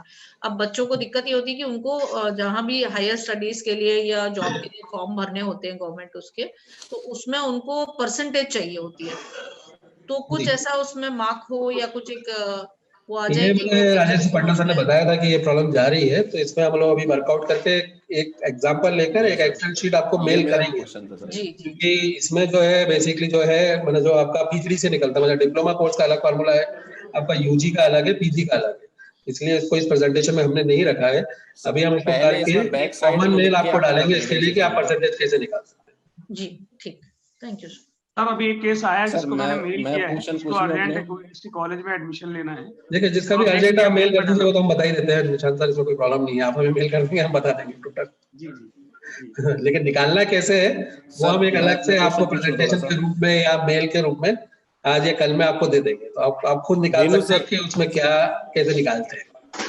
विनु सर मार्कशीट को लेके सर इसमें परसेंटेज तो लिखा हुआ आ रहा है, परसेंटेज 69 परसेंटेज तो आ रहा था, टोटल मार्क्स चाहिए रहते हैं। जब ऑनलाइन अपन भरते हैं ना कोई भी फॉर्म, तो उसमें टोटल मार्क्स देना पड़ता है कि टोटल मार्क्स कितने हैं वो। तो सर पहले ये होता था कि मार्कशीट के पीछे उसका कैलकुलेशन रहता था कि आप कैसे निकालेंगे, वो क्या फिर से उसको शुरू नहीं कर सकते क्या? तो उसमें सर एक्चुअल में क्या है कि ये जो स्टेशनरी है यही अपन अभी माइग्रेशन सब में यूज करते हैं बेसिकली, ये भी माइग्रेशन देने में प्लस आपका शायद लेटर देने में, LOR देने में, मतलब ये फॉर्मेट रेगुलर कैंपस का फॉर्मेट है, तो वही से हटा तो ये सर मेरे 2-3 क्वेश्चन मार्कशीट को लेके। क्या सर पूछूं मैं? जी सर, पहला क्वेश्चन तो ये था कि सर मार्कशीट जो है वो जो सेमेस्टर वाइज आती हैं लेकिन उसमें ईयर वाइज ही सेशन डाला हुआ होता है। जी। इसमें एक बच्चे को थोड़ा प्रॉब्लम आ रही है, क्योंकि अगर वो दिसंबर में एग्जाम दे रहा है तो वो मार्कशीट जो है वो जून वाली में भी दिसंबर लिख के आ रहा होता है और दिसंबर वाली में भी दिसंबर लिख के आ रहा होता है। जी। दूसरा सर ग्रेडिंग सिस्टम जो पहले लिख के आता था वो उस पर बात हो गई अभी आपकी। जी। तीसरा सर जो अपन रविन्द्रनाथ टैगोर यूनिवर्सिटी की मार्कशीट दे रहे होते हैं, लेकिन मार्कशीट के पीछे जब हम पलटाते हैं तो सबसे नीचे वहाँ आइसेक्ट यूनिवर्सिटी और उसका एड्रेस लिखा होता है। क्या रहेगा पहले का आंसर? और चौथा सर थोड़ा, हाँ जी, चौथा क्वेश्चन ये था कि ग्रेड जो अपन क्रेडिट स्कोर देखते हैं मार्कशीट में, तो अगर हम एक बच्चे की उसकी अगर 2 मार्कशीट आ रही हैं और दोनों में क्रेडिट स्कोर देखें तो कहीं 1 उसको क्रेडिट हो रहा है, लेकिन उसका जो ग्रेडिंग है वो C+ आ रही है। दूसरी मार्कशीट में 1 में हो सकता है B+ आ रही हो, तो ये जो क्रेडिट स्कोर है वो क्लियर नहीं हो पा रहा है। ठीक है, ये चंद्रा रही है अभी तक। तो मैं आपको पहले क्वेश्चन का आंसर देता हूँ कि सर ये जो आप बोल रहे हैं कि सेमेस्टर वाइज जो डेट्स है वो अलग तभी होंगी जब अपन सेम वाइज एग्जाम लेंगे। सारे जो है ना चंद्रा, क्योंकि अपन सेम वाइज एग्जाम नहीं ले रहे हैं, अपन ईयरली मोड पे ले रहे हैं, इसलिए डेट इशू जो है वो वही रहेगा सेम, इसलिए अपन ने उसमें इशूइंग डेट डाला है, it is not the printed date इससे निकला है। दूसरा आपने बोला कि मार्कशीट के नीचे आईसेक्ट यूनिवर्सिटी आ रहा है, तो ये I can discuss with the management, तो वो आपने बताया है तो मैं एक बार चेक करके इसमें क्या हो रहा है और क्या हो सकता है वो मैं बताऊंगा। तीसरा जो आप बोल रहे हैं क्रेडिट अर्न और क्रेडिट गेन, वो मैं थोड़ा सा समझा देता हूँ आप लोगों को। वो जो एक जो है, जैसे मान लीजिए फंडामेंटल ऑफ कंप्यूटर है, ठीक है, उसका कोई ग्रेड है A, और यदि बच्चा पास हो जाता है तो उसको पूरे के पूरे ही क्रेडिट मिल रहा है A, तो इसलिए वो दोनों सेम है। जो आप देख रहे हैं ना दोनों चीजें सेम आती है, वो सेम है। जो भी वेटेज रहेगा, जैसे किसी ऑपरेटिंग सिस्टम का मान लीजिए कि जो क्रेडिट है जो भी है, मतलब जो भी नंबर है वो है यदि, और वो बच्चा पास है पूरे उसमें, तो पूरा का पूरा नंबर जो है वो अर्न में दिखेगा। और जो B+ आया है जो आपको बाद में दिखता है, वो एज पर जो भी नंबर है या जो नंबर से आया है वो नंबर वो है दिखाता है, वो एक्चुअल ग्रेड। सर मेरे हाथ मार्कशीट है जैसे, जी, तो जी, टोटल क्रेडिट 2 है एक मार्कशीट में, और अर्न भी 2 है, जी, इसका जी, B+ आ रहा है जी। और तो 2 और 2 जो है मैं समझा देता हूँ। पहला जो 2 आप बोल रहे हैं वो जो है वो कोर्स का क्रेडिट है, मतलब उसका क्रेडिट 2 है, और यदि पास हो जाता है तो उसको पूरा का पूरा क्रेडिट मिला हुआ है 2, और उसके बगल में जो B+ लिखा है वो एज पर द परफॉर्मेंस है। अच्छा, तो वो थोड़ा सा क्लियर मतलब, हाँ, जो मैंने बताया कि वो वाला तो मैं आपको एक एक्सेल भेज दूंगा जिसमें आपको पूरी प्रोसीजर पता चलेगी कि आपका नंबर क्या है और वो क्या है, क्योंकि वो सबके 3 अलग अलग फार्मूले हैं, तो वो मैं करके आपको एक अलग से मेल कर दूंगा। सर एक क्वेश्चन ये था कि जो प्राइवेट की मार्कशीट आती है जिसमें प्राइवेट लिखा रहता है, जी, यदि उसका कोई सर्कुलेशन अगर सब, क्योंकि हमसे कई बार बच्चे बोलते हैं कि हम वहाँ गए थे और वो प्राइवेट यूनिवर्सिटी करा रही है तो किस आधार पे करा रही है, कोई ऐसा सर्कुलेशन पारित किया गया हो हमारे ऑर्डिनेंस में? ठीक है सर, ये तो मैं अभी सजेशन के रूप में लूंगा कि ऐसा बच्चों को चाहिए है, तो फिर मैं आगे बात करके देखता हूँ सर लोगों से कि वो क्या दे पाते हैं, क्योंकि इसमें मैंने होगा कुछ ना कुछ, लेकिन ऐसा तो मेरे पास नहीं है अभी कि मैं बोल दूं कि यूजीसी की साइड में जाकर ये प्राइवेट आप ले लो, ऐसा नहीं है। लेकिन आपका क्वेश्चन है, सजेशन ले लेता हूँ और आगे। बीनू सर, मैं भारद्वाज बोल रहा हूँ छतरपुर से। बोले सर। सर मैं ये कह रहा था कि अपने पोर्टल में थोड़ा सा क्या प्रॉब्लम है या एरर है, उसको हमें लगता है कि थोड़ा सा टेक्नोलॉजी डिपार्टमेंट से बात करके हो सकता सुधारना पड़े। जी बताएं सर। फीडबैक मेरा ये है कि जैसे अपना पोर्टल में जब अपन लोग किसी का एडमिशन करते हैं तो चूंकि ऑनलाइन अपन फॉर्म भरते हैं जी जी, तो उसमें वो सब्जेक्ट भी वहाँ पे शो होते हैं जो हमें अलाउ नहीं किए गए हैं।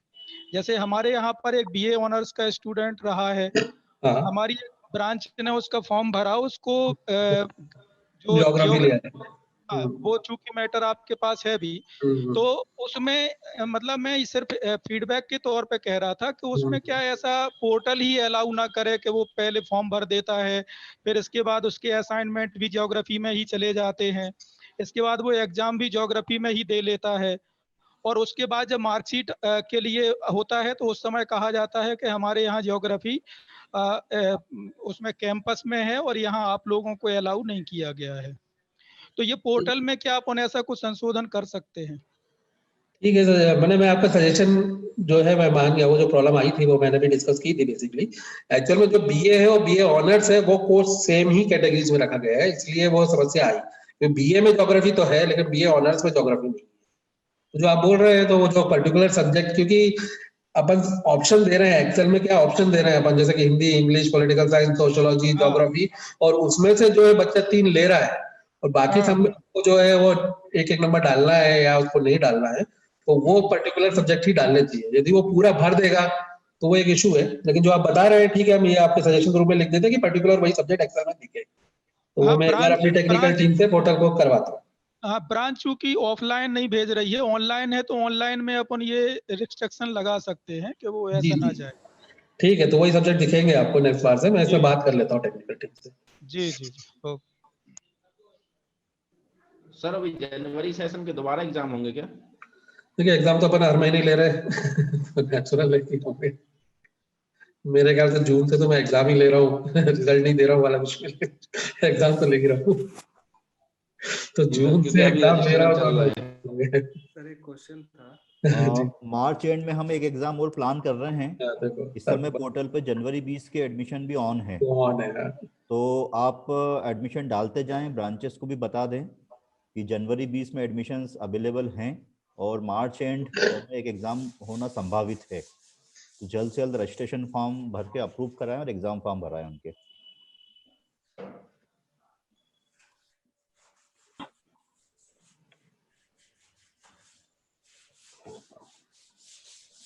विनु सर, रिजल्ट एग्जाम को लेके मेरा 1-2 क्वेश्चंस हैं। हाँ जी सर, जो टीम के लिए ही है।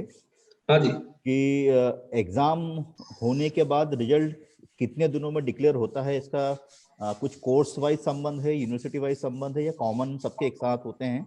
वो उसकी ड्यूरेशन क्या है, कब तक होते हैं एग्जाम? देखिए जो अगर ऑफलाइन लेते थे उसकी तो एक डेडलाइन होती थी कि 60 डेज में अपन देते हैं बेसिकली, तो वो तो अब अलग बात है। ऑनलाइन में हमारी कोशिश है कि विद इन मंथ अपन दे दें बेसिकली, लेकिन ये कोर्स वाइज ही है, ऐसा अपन नहीं दे सकते क्योंकि बीए में सबसे ज्यादा टाइम लगता है वो करने में, तो ये कोर्स वाइज है। लेकिन कोर्स वाइज में ऐसा नहीं है कि आज एक कोर्स के डिक्लेयर कर दिया, मैक्सिमम कोर्स उस पर कवर होता है और ये सब अलग अलग है। जितनी 5 यूनिवर्सिटीज है जितनी अपनी, उनके अलग अलग ही डेट पे रिजल्ट है, एक साथ रिजल्ट नहीं है डिक्लेयर्ड, यानी कि आज 500 का रिजल्ट आ गया, लेकिन विद इन मंथ अपन करते हैं तो सब कुछ ठीक रहता है। तो हम विद इन 2 दिन में भी कर देते हैं, जैसे आपने डीएनटीटी आपने देखा होगा कि हमने उसको 2 दिन में डिक्लेयर किया और 1 हफ्ते के अंदर हमने मार्कशीट भी प्रिंट कर दी उसकी।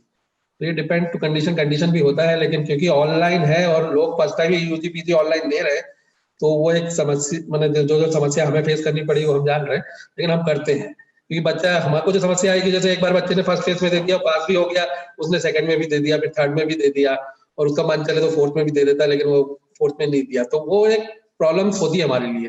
फर्स्ट फेज तक का तो रिजल्ट सब कुछ ठीक रहता है, उसके बाद तो बच्चा कहीं भी दे रहा है। और दूसरा, एग्जाम पोर्टल जैसे खुला तो उसे कोई से भी पेपर दे दिए।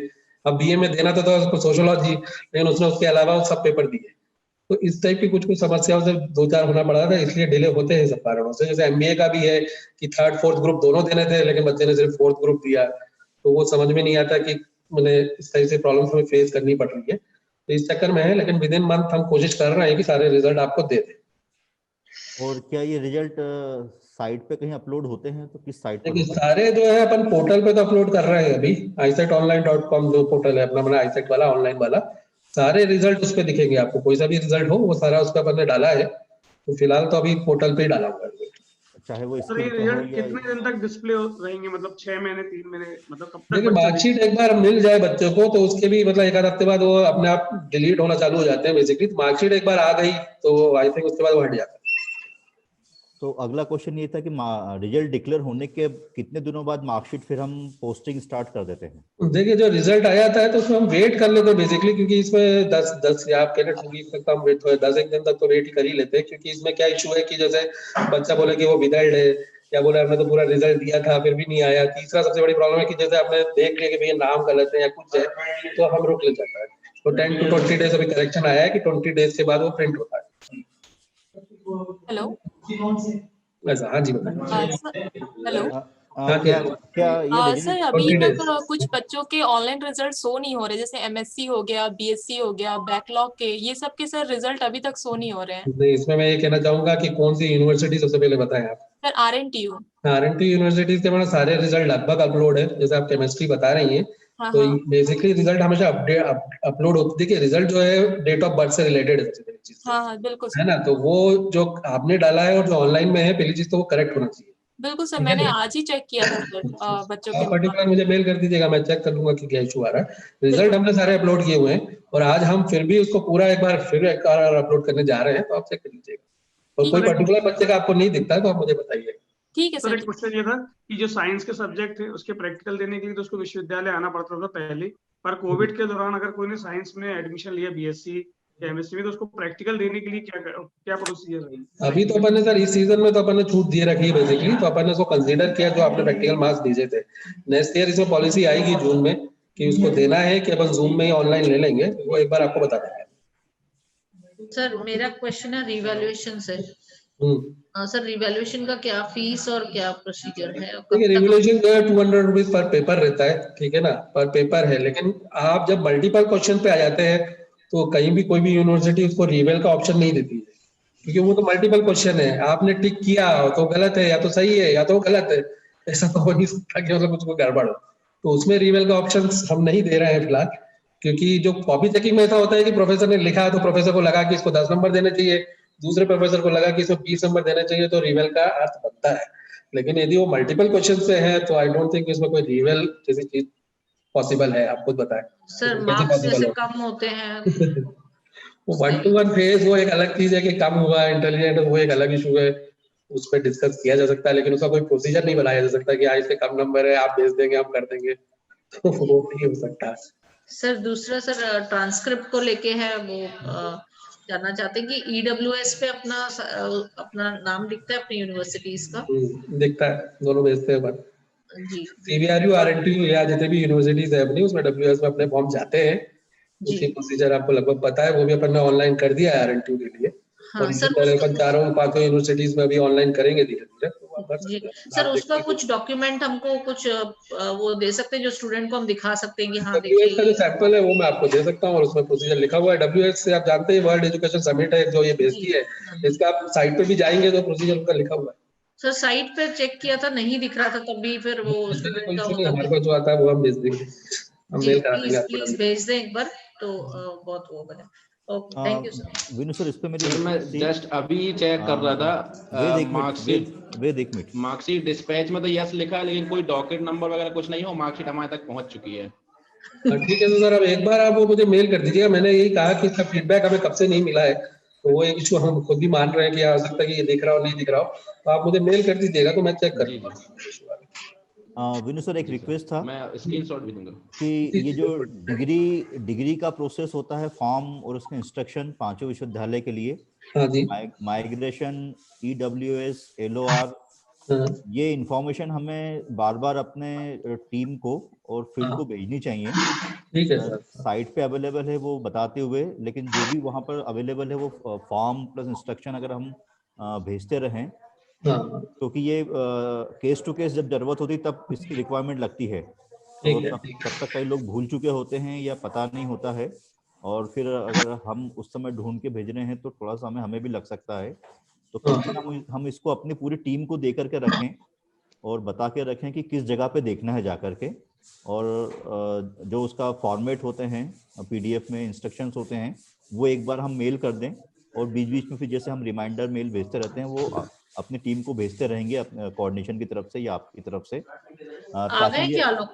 ताकि ये लोग भी ब्रांच को बता सकें या भेज सकें आगे। जी जी ठीक है, ओके, ये मैं करवाता हूँ सर।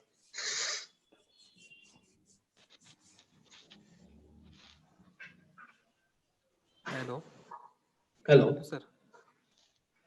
जी सर, एक PGDCA से रिलेटेड एक क्वेश्चन था। हाँ जी बताइए। जब RNTU का PGDCA का मार्कशीट आता है तो उसके साथ एक प्रोफिशिएंसी सर्टिफिकेट भी होता है। जी जी जी। और जब CBRU बिहार का आता है तो उसमें वो प्रोफिशिएंसी सर्टिफिकेट को मैंने बना लिया बेसिकली, तो ये आपको मिल जो उनका नहीं मिला उनका मिलना चालू हो जाएगा, और आगे से जो मार्कशीट आएंगी तो उसमें मिलेगा, वो अप्रूव हो गया है। ठीक है सर। ये डिग्री, माइग्रेशन, LOR, EWS, ये पांचों वेबसाइट पे इसकी इंफॉर्मेशन अवेलेबल है क्या? सर अभी अपन ने सिर्फ ऑनलाइन में, मतलब सिर्फ RNTU में ही रखा है, ऑनलाइन में नहीं, वो ऑनलाइन प्रोसेस ऑनलाइन टीम बनाया है। हाँ, लेकिन ऐसा डिटेल्स नहीं होगा जो आप बोल रहे हैं कि मतलब LOR में क्या लगता है, MOE में क्या डॉक्यूमेंट चाहिए होंगे, ये साइट पे नहीं है। डिग्री अप्लाई करने का फॉर्म का फॉर्मेट, डिग्री का फॉर्म जो है उसी दोनों साइट पे है, दोनों CBRU का CBRU में, RNTU का RNTU में, बाकी यूनिवर्सिटी का भी है, खंडवा का नहीं पता मुझे, लेकिन बाकी सबका है। जी, तो मैं बस वही रिक्वेस्ट कर रहा था कि जो साइट पे है वो हम इनको मेल पे भी भेज दें। जी, और जी, ये इंस्ट्रक्शन दे दें कि साइट पे ऑलरेडी अवेलेबल है, वहां से देखा जाए। वही चीज फिर हमारी टीम ब्रांचेस को या को प्रोवाइड करा सकते हैं कि अगर उनके पास इंक्वायरी आती है तो वो फिर कई बार वो हमसे मांगते हैं, आपसे मांगते हैं, हमारी टीम से भी वो कई बार मांगते होंगे, और हमारी टीम उन्हें हेड ऑफिस की तरफ बोल देती है, तो इनके पास रहेगा तो शायद हमारे आधे इस तरह के क्वेश्चन सॉल्व हो जाएंगे। ओके ओके, ठीक सर।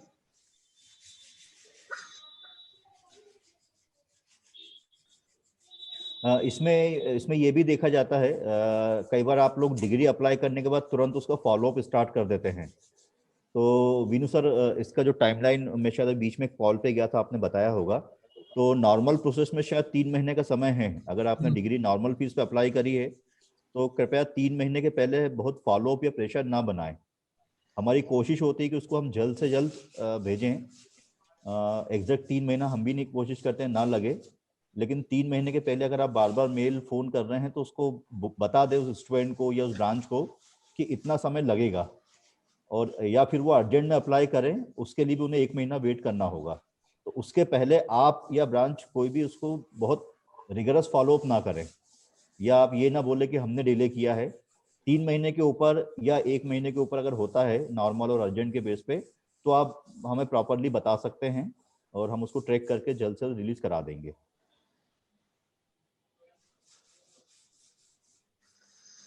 सर, मार्कशीट्स के केस में जो हायर क्रेडिट के कोर्सेज होते हैं उनमें इनवेरिएबली B++ या C ऐसे दिखता है, और लोअर क्रेडिट के कोर्स जो होते हैं 2 क्रेडिट के हो गए हैं उनमें A+ दिखता है।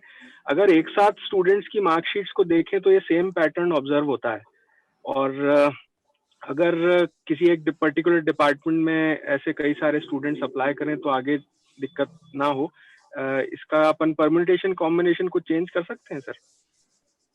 नहीं, देखिए इसमें जो बेसिकली है, जो मतलब जो आप देख रहे हैं क्रेडिट, ये तो थ्योरी मार्क्स प्लस जो असाइनमेंट मार्क्स, प्रैक्टिकल मार्क्स या प्रोजेक्ट मार्क्स वगैरह का उसका ये कॉम्बिनेशन है। तो वो अब इसमें पैटर्न कैसे चेंज करेंगे? मतलब यदि बच्चे ने मतलब फॉर एग्जाम्पल 15 में 17 चाहिए उसको, मैं आपको ये बता दूं कि जो क्रेडिट है ना वो रेंज है बेसिकली। जैसे कि अभी फॉर एग्जाम्पल मैं बताऊं कि 20 से जैसे 25 के बीच में यदि किसी के भी नंबर आए तो उसका ये ग्रेड है, तो वो कितने भी आए, 20 आए, 21 आए, 22 आए या 25 आए, तो उसको एक ग्रेड ही मिलेगा। इस टाइप का पैटर्न है पूरा। आप जाएंगे ना वो लोअर की ग्रेड में, ऐसा पैटर्न है, इन बिटवीन नंबर है। इसलिए वो एग्जैक्ट निकालना मुश्किल होता है।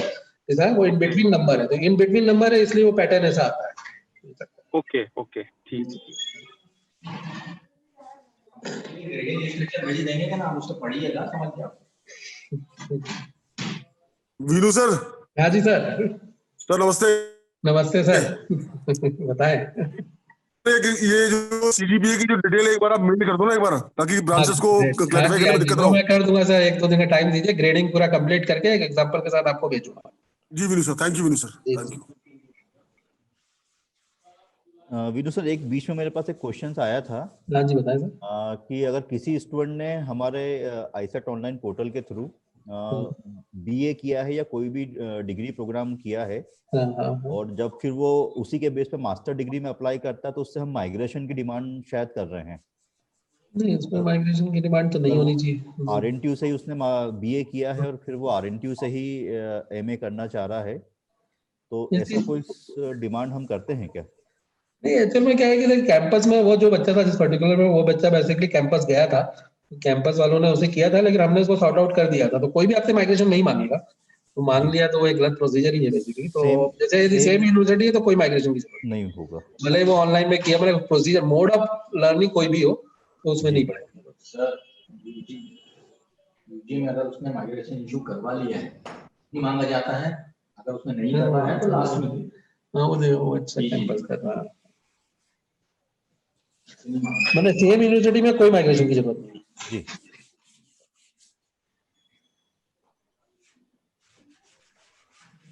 ये जो हमने RNTU में ऑनलाइन डिग्री अप्लाई करने का प्रोसेस बनाया है, क्या उसमें कोई ट्रैकिंग का सिस्टम भी है कि वो ट्रैक कर सकता है सर? उसमें वो अभी ऑन नहीं किया, लेकिन वो ट्रैक है। जैसे वो जो रसिप्ट नंबर निकलेगी, जैसे किसी ने भरा हो यदि उसमें, तो एक रसिप्ट निकल रही है उसमें, डिग्री रसिप्ट, उसमें एक ट्रैकिंग नंबर है।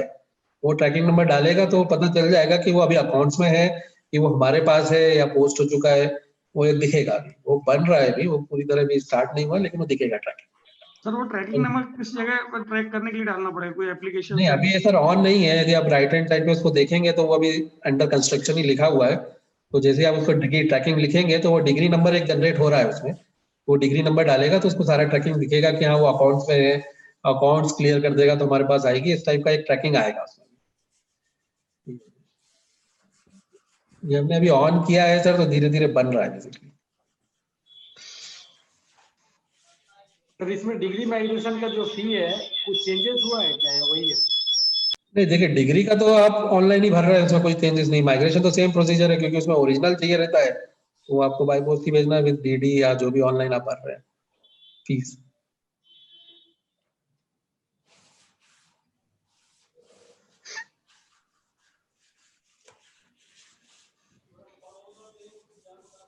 तो सबसे ज्यादा क्वेश्चन तो मैंने ही पूछे हैं, मतलब मेरी फील्ड टीम को शायद मैं आपको मेल करता हूं सारी चीजें। आप लोग को ज्यादा दिक्कतें आती हैं और आप लोग ही ब्रांचेस को हमारी तरफ मेल और सारे फॉरवर्ड करते हैं। तो अभी भी कोई डाउट हो तो आप पूछिएगा। हमारे पास अभी 15 मिनट का समय और है, उसके बाद एक दूसरा वेबिनार शुरू होना है, तो हमें लॉग आउट करना होगा। तो बेसिकली मेरी बार बार रिक्वेस्ट ये होती है कि आप लोग के डाउट्स क्लियर होने चाहिए।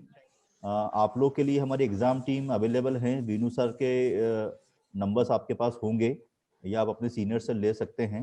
ज़्यादा बेहतर है कि जो state head, zonal head, regional incharge हैं, वो डायरेक्टली सर से बात करें। अगर कोई स्पेसिफिक डाउट हो, क्वेरीज हो, पूछना हो, और या कोई बहुत लॉन्ग पेंडिंग काम हो, तो वो सीधे वीनू सर से बात जरूर कर लें, उनको मेल फॉरवर्ड करते हुए, क्योंकि हर एम्प्लॉय अगर ऑफिस का डायरेक्टली बात करेगा तो बहुत ज़्यादा फोन्स और दिक्कतें होंगी। तो मेरी रिक्वेस्ट है कि जो हमारे सीनियर्स हैं, जोनल हेड से लेके स्टेट हेड और रीजनल ऑफिस इंचार्ज, वो डायरेक्टली वीनू सर से एनी टाइम टच करते रहें इंफॉर्मेशन के लिए या स्पेसिफिक केस के लिए। और कोशिश करें ज़्यादा से ज़्यादा GRS के थ्रू आने की, फ़ोन और मेल्स को अवॉइड करें। बहुत अर्जेंसी वाली चीज़ या इमीडिएट वाली चीज़ हो तो आप उसको फॉलो कर सकते हैं, नहीं तो आप GRS पे डालें ताकि वो ट्रैक हो, ट्रैकिंग नंबर उसका रहता है। कई बार मेल और फ़ोन के प्रूफ देना या बताना कई बार मुश्किल होता है, क्योंकि वो वन साइडेड होता है। जिसने मेल किया उसको पता है और जिसके पास मिला है उसको पता है। लेकिन GRS नंबर एक ऐसा होता है कि वो नंबर होता है, फिर आप उसको देख भी सकते हैं, ट्रैक भी कर सकते हैं, और अगर आवश्यकता लगे तो आप उसको दिखा सकते हैं कि इतना टाइम हो गया। तो हम चाहते हैं कि एक प्लेटफॉर्म पे सभी लोग आएं और उसके थ्रू हम जल्द से जल्द सॉल्यूशन देने की कोशिश करें।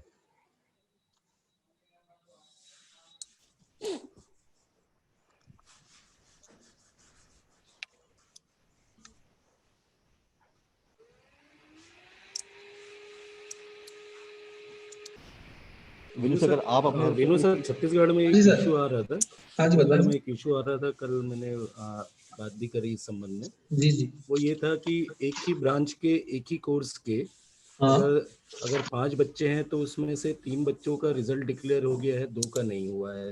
अच्छा। ऐसा 2-3 ब्रांचेस ने यहाँ कंप्लेंट करी कि सर हमारे यहाँ BCA में 5 बच्चे थे लेकिन 3 का दिख रहा है, 2 का नहीं दिख रहा है। तो वो 2 बच्चे जो हैं वो बहुत ज्यादा परेशान करने लगता है फिर ब्रांच को। एक ये इशू है। दूसरा, मुझे मालूम नहीं कि इस प्लेटफॉर्म में शेयर करूं कि नहीं करूं। ऑनलाइन एग्जामिनेशन हुआ है, बट मार्क्स का पैटर्न सिमिलर है। मतलब ऑनलाइन एग्जाम में कोई बच्चा सब में 25 कैसे पा सकता है थ्योरी में? सर वो पर्टिकुलर केस आप मुझे बता दीजिएगा। किसी में 24 भी तो मिला होगा या किसी में 26 भी मिला होगा। देखिए सर, इसमें वो जो आप कह रहे हैं वो ठीक है, मैंने आप पर्टिकुलर केस मुझे बता दीजिएगा। इस बारे में सिर्फ इतना ही कहूंगा कि ऑनलाइन जो प्रोसीजर है सर, इसमें परसेंटेज ऑफ रिजल्ट जो है वो आप भी जानते हैं, मैं भी जानता हूँ कि as per compare to return it is low, very low. मान लीजिए कि आप मान लीजिए कि बच्चे का जो है वो 6 नंबर ही आए हैं। नहीं, आई एग्री कि मॉडरेशन होता है। हालांकि वही मैं कह रहा हूँ, ये वाला प्लेटफॉर्म नहीं है बात करने का, बट स्टिल सिमिलर नंबर न दिया जाए, क्योंकि कल के दिन जब वो कहीं पे अप्लाई करेगा तो सामने वाला व्यक्ति जो है वो क्वेश्चन रेस कर सकता है कि यार सब में एक जैसा कैसे नंबर्स मिले हैं। आप ऐसा कोई हो तो मुझे बता दीजिएगा, मैं एक बार चेक करूंगा कि तो क्या है कि मार्कशीट बड़ा सुंदर दिखने लगता है कि एक तरफ बढ़िया 25 आए हैं और फिर एक तरफ असाइनमेंट में मस्त 26 आया है, तो क्या है बहुत अच्छा दिखने लगता है कि सब एक जैसा दिखता है। चलिए ठीक है सर, ये हम एक बार ध्यान रखेंगे। हम चेक कर लेंगे, मतलब ऐसा नाम हो आगे से।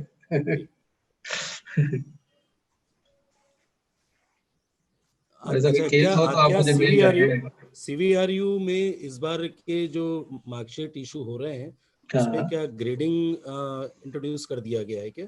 हाँ, प्राइवेट में जो फर्स्ट ईयर है बेसिकली जो उसमें जो as well as campus and इसमें जो है रेगुलर और प्राइवेट दोनों में ग्रेडिंग और मार्क्स, वैसे तो जो मार्कशीट है CVRU की यदि मिल गई लोगों को तो उसमें मार्क्स प्लस ग्रेडिंग दोनों है जी।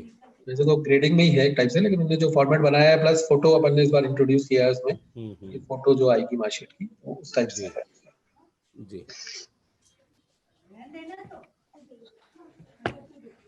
तो मैं एक रिक्वेस्ट और एक इंस्ट्रक्शन सभी टीम को देना चाह रहा था। विनू सर, आपका जो PPT है ये वैसे मेरे पास होगा, अगर एक बार आप फिर से शेयर कर देते हैं इसमें कुछ अपडेट या कुछ भी अगर आपको डालना हो। एक बार सर वो ऑनलाइन वाला अपडेट करके आपको देता हूं। जी, तो मैं चाहता हूं जितना जल्दी से जल्दी आपकी तरफ से मिल जाए। तो आज की जूम कॉल के बाद सबके लिए एक इंस्ट्रक्शन है कि आपको अपने अपने जोन में, स्टेट में एक जूम मीटिंग रखनी है अपनी सारी एजुकेशन और एजीयू सेंटर्स की, और उनको आपको जो आज डिस्कशन हुए हैं, जो क्वेश्चंस आपने पूछे हैं या अलग अलग लोगों ने पूछे हैं, मैंने पूछे हैं या विनू सर ने अपनी तरफ से बताए हैं, आप ये सारे उनके डाउट क्लियरेंस करें। ये कंप्लीट पीपीटी आपको मिलेगा जो काफ़ी बड़ा है, मेरे ख्याल से 60-70 स्लाइड का है। तो आप 2 घंटे जैसा एक वेबिनार या जूम मीटिंग अपने रीजन में प्लान करें। पहले आप उस पूरा पीपीटी को पढ़ें। ये पीपीटी आप सभी के सामने हमारी एग्जाम टीम ने पहले भी किया है, मेरे ख्याल से 2 बार अभी तक हो चुका है, एक बार लॉकडाउन में और एक बार उसके बाद भी शायद हुआ था। तो आप लोग पूरी तरह से इक्विप्ड होंगे, फिर भी एक बार हम पीपीटी आपको भेजेंगे, आप इसको पूरा पढ़ ले, समझ लें। और आज जो क्वेश्चंस आए हैं, क्योंकि कई बार पीपीटी को देखने के बाद क्वेश्चंस हटके होते हैं या उसके आगे होते हैं, तो आपको ये पीपीटी मिलने के बाद इस वीक के एंड में या नेक्स्ट वीक में सभी state office, regional office, PMK के सेंटर्स को अपने अपने एरिया में एक 2 दिन का मीटिंग रखना है और आप लोग को मिलकर के उन ब्रांचेस को ये सारा प्रेजेंटेशन देना है। कैसे एग्जाम फॉर्म से लेके मार्कशीट तक, डिग्री अप्लाई तक का प्रोसेस होता है, और उनके जो डाउट्स हैं उसको आप क्लियर करें। अगर आप पहले से उनके डाउट्स इकट्ठे कर लेते हैं, 1-to-1 या पर्सनल आपकी मीटिंग में भी बात नहीं होगी, क्योंकि सॉल्यूशन 1-to-1 नहीं दिया सकता है। तो अगर आप उनके कोई डाउट क्वेश्चंस हो और अगर अभी भी आपको क्लियर ना हुआ हो, तो आप वो वीनू सर से पहले क्लियर कर लें। और इस वीक के एंड में या नेक्स्ट वीक में आप सभी को अपने अपने जोन में ब्रांचेस की मीटिंग रखनी है, जो एजुकेशन प्लस एजू सेंटर्स हैं, और उनको प्रेजेंटेशन देना है और डाउट क्लियरेंस करना है। और ये डेट और टाइमिंग आपको हमारे साथ शेयर भी करना है। तो आप अपने तरफ से स्वतंत्र हैं डेट और टाइम फिक्स करने के लिए, लेकिन हर ऑफिस को इंटीमेट करना है हमें कि उनका समय, डेट और टाइम क्या है, ताकि हमें पता चले कि हमने आपके लिए समय निकाला और आप लोग को इतना सब चीज़ें इन्फॉर्मेशन दी, ओरिएंट किया। अब इसी लेवल पर आपको अपनी ब्रांचेस को ओरिएंट करना है और उनके लगातार टच में बने रहना है। अगर उसके बाद भी उनके कोई डाउट्स, प्रॉब्लम्स, कंप्लेन हैं, तो आपको ब्रांच को सीधे हेड ऑफिस से बोलने के बजाय आपको भी उसके साथ में इन्वॉल्व होना चाहिए, और आपको भी वो इन्फॉर्मेशन होनी चाहिए। अगर वो मेल कर रहा है तो उस मेल में आप भी हों, और फिर आप उसको पैरेलली फॉलोअप यहाँ से करते रहें।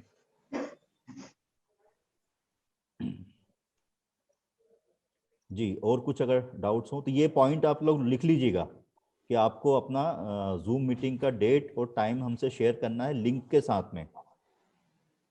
हो सकता है हम लोग सरप्राइज विजिट करें, जिसमें कि हम कुछ बोलेंगे नहीं, और हम देखेंगे कि आप किस तरह से कर रहे हैं, आप कर पाएंगे या नहीं कर पाएंगे। तो उसके पहले अगर आपके डाउट्स हो तो आप 1-to-1 वीनू सर से बात करके क्लियर कर लें। अगर ब्रांचेस को कोई कंफ्यूजन है जो अभी तक हमने यहाँ पर डिस्कशन नहीं कर पाए हों, तो वो भी आप कलेक्ट करके पहले से वीनू सर से क्लियर कर सकते हैं। तो मैं उम्मीद करूंगा कि वो डेट्स और टाइम और लिंक आप लोग मुझसे शेयर करेंगे, वीनू सर के साथ भी शेयर करेंगे। इस वीक के एंड में या नेक्स्ट वीक में आपको ये प्लान करना है।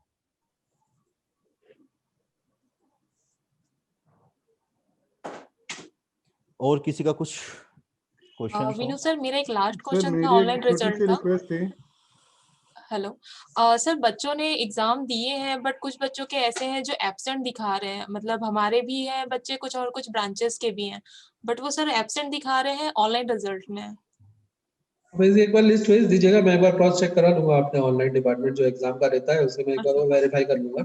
बिल्कुल सर, मैं आपको इन्फॉर्म कर दूंगा। बिल्कुल सर। सर मेरी एक छोटी सी रिक्वेस्ट थी, अगर संभव हो तो।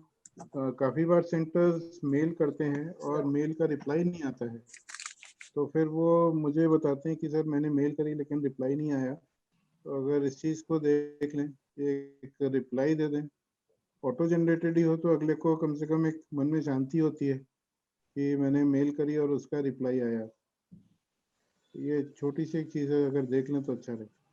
देखिए सर, हम इस बारे में मैं ये कहना चाहता हूँ कि वैसे तो हम लोग पर्टिकुलर हर मेल जो है कोशिश करते हैं कि उसी दिन चला जाए, लेकिन जैसे अब एग्जाम का जो मेल है बेसिकली, तो उसमें हो सकता है कि एक आध दिन किसी किसी केसेस पे हमें टाइम लग जाता है। जैसे कि आपने पूछा कि आपके हमने डिग्री भेजी थी लेकिन डिग्री नहीं आई, तो हमारे डिपार्टमेंट में है कि नहीं, फिर हमें पोस्टल भी चेक करना है, आपने कब भेजा है वो डिटेल भी चाहिए। तो हो सकता है कि एक आध दिन डिले, लेकिन इससे ज्यादा डिले नहीं होता। हमारी कोशिश रहती है कि पूरे का पूरा मेल आईडी कहीं से कहीं भी आ जाए। बेस्ट प्लेटफॉर्म जीआरएस है ही, जैसे सर ने बताया। उसमें तो आप जानते हैं कि उसमें टाइम लिमिट भी है, ट्रैकिंग भी है, सब कुछ है। तो यदि ऐसे कोई केसेस आपको लगते हैं तो मैं सजेशन दूंगा कि जीआरएस पे आप ज्यादा से ज्यादा कंप्लेंट करें। बाकी मेल जो है हम लोग प्रॉपरली ही चेक करते हैं सारे मेल। तो कोशिश है कि वो उसमें जल्दी से जल्दी आंसर देने की कोशिश रहती है हमारी। ठीक है।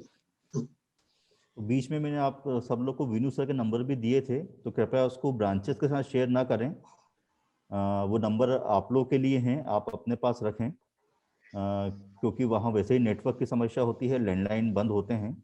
और काफ़ी सारी ब्रांचेस के पास नंबर होते हैं और वो लगातार लगाते रहते हैं, तो फिर सभी के फ़ोन अटेंड कर पाना, बात कर पाना संभव नहीं हो पाता है। तो मेरी रिक्वेस्ट है कि जोनल हेड, स्टेट हेड और रीजनल ऑफिस लेवल के व्यक्ति अगर उनके पास कोई भी इश्यूज आ रहे हैं तो वो कलेक्ट करके वीनू सर से बात करना चाहें तो बात जरूर करें, उनका नंबर आगे डिस्ट्रीब्यूट ना करें। और कई बार होता है कि मे बी वीनू सर भी या कोई भी व्यक्ति फ़ोन आपके भी अटेंड नहीं कर पाते हैं, उठा नहीं पाते हैं। हो सकता है वीनू सर के नंबर मोबाइल में सभी के नंबर सेव भी ना हो, अननोन होने के कारण भी नहीं उठा पाते हैं। तो आप फिर उनको अपना इंट्रोडक्शन देते हुए, नंबर देते हुए एक बार मैसेज जरूर कर दें कि आप किस ऑफिस से कौन हैं और बात करना चाह रहे हैं। तो जब भी फ्री होंगे विनू सर जरूर बात करेंगे। हेलो जी राजेश सर जी, मेरा एक क्वेश्चन था। मैं गुजरात से भाविका बात कर रही हूँ। सर जीआरएस में हम जब कंप्लेंट डालते हैं तो वहां से जो रिप्लाई आता है तो उसके बाद हम कोई रिप्लाई नहीं कर सकते हैं, तो हमको सेकंड टाइम फिर जीआरएस में दूसरी कंप्लेंट डालनी पड़ती है। तो सर वो एक ऐड हो जाता है तो काफी अच्छा रहता है कि हम सेकंड टाइम वो जो रिप्लाई आया है उसमें भी हम रिप्लाई कर सके। मैडम मैंने जीआरएस का पूरा प्रोसेस नोट बना करके मेल किया है, कई बार मेल किया है, और हमने जीआरएस में रीओपन का ऑप्शन लगभग 2 साल पहले ओपन बना दिया है। अगर मतलब आप हमारे किसी जवाब से संतुष्ट नहीं हैं, जी। अगर आपको लगता है कि जो हमने आपको डेट, नंबर, स्पीड पोस्ट दिया था वो गलत है ना, या आपको लगता है कि आप संतुष्ट नहीं हैं, या उस टाइमलाइन में जो भी डेडलाइन दी गई थी उसके बाद तक आपका वो सॉल्व नहीं हुआ है, तो जीआरएस में सेम कंप्लेन को रीओपन करने का ऑप्शन है। ओके। आप जीआरएस का जो प्रोसेस नोट हमने भेजा है उसको एक बार फिर से पढ़िएगा।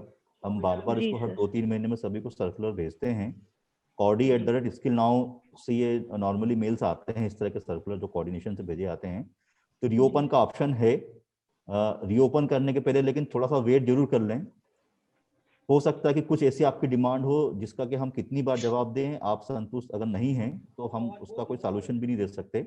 लेकिन अगर हमने आपको हफ्ते 10 दिन का कुछ टाइम दिया है तो थोड़ा सा और वेट कर लें कि 5 की जगह अगर 10 दिन लग गया है तो 10 से 15 दिन के बाद आप उसको फिर से रीओपन कर सकते हैं। तो रीओपन का ऑप्शन है वहां पर, और रीओपन आप उसको फिर से कर सकते हैं। Thank you sir. जीआरएस पे एक चीज और बोलना था, कई बार हम लोग अपनी सारी कंप्लेन या सारी जो अंदर और दिमाग के अंदर भड़ास होती है वो एक ही जीआरएस पे निकाल देते हैं, चाहे वो कोऑर्डिनेशन से जुड़ी हुई हो, चाहे अकाउंट्स की हो, चाहे डिस्पैच की हो, ऑनलाइन की हो। तो आपको सेक्शन वाइज ही कंप्लेन करनी है, ऐसा बताना है कि पर्टिकुलर जिस सेक्शन से जुड़ी समस्या हो उसमें उसी को लिखें। उसमें अटैचमेंट के ऑप्शंस भी होते हैं, आप डिटेल में हिंदी इंग्लिश में टाइप करके पीडीएफ लगा सकते हैं। डिटेल जरूर हो, बच्चों के रजिस्ट्रेशन नंबर, कोर्स, सेशन, तो सारी डिटेल के साथ आप करें, लेकिन सेक्शन वाइज करें। जिस सेक्शन की कंप्लेन हो, इश्यूज हो, आप उसी सेक्शन को एड्रेस करें तो वही उस पर आपको जवाब देगा।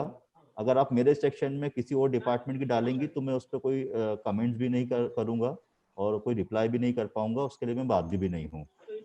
या आपने 2 कंप्लेन भेजी मुझे, मैं अपना वाला सॉल्यूशन करके डन कर दूंगा, तो सेकंड वाली कंप्लेन उस डिपार्टमेंट तक पहुंच भी नहीं पाएगी।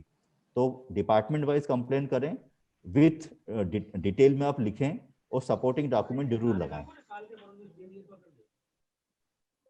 सर एक बार कॉन्टैक्ट नंबर दोबारा सर अपडेट कर देते तो ठीक है।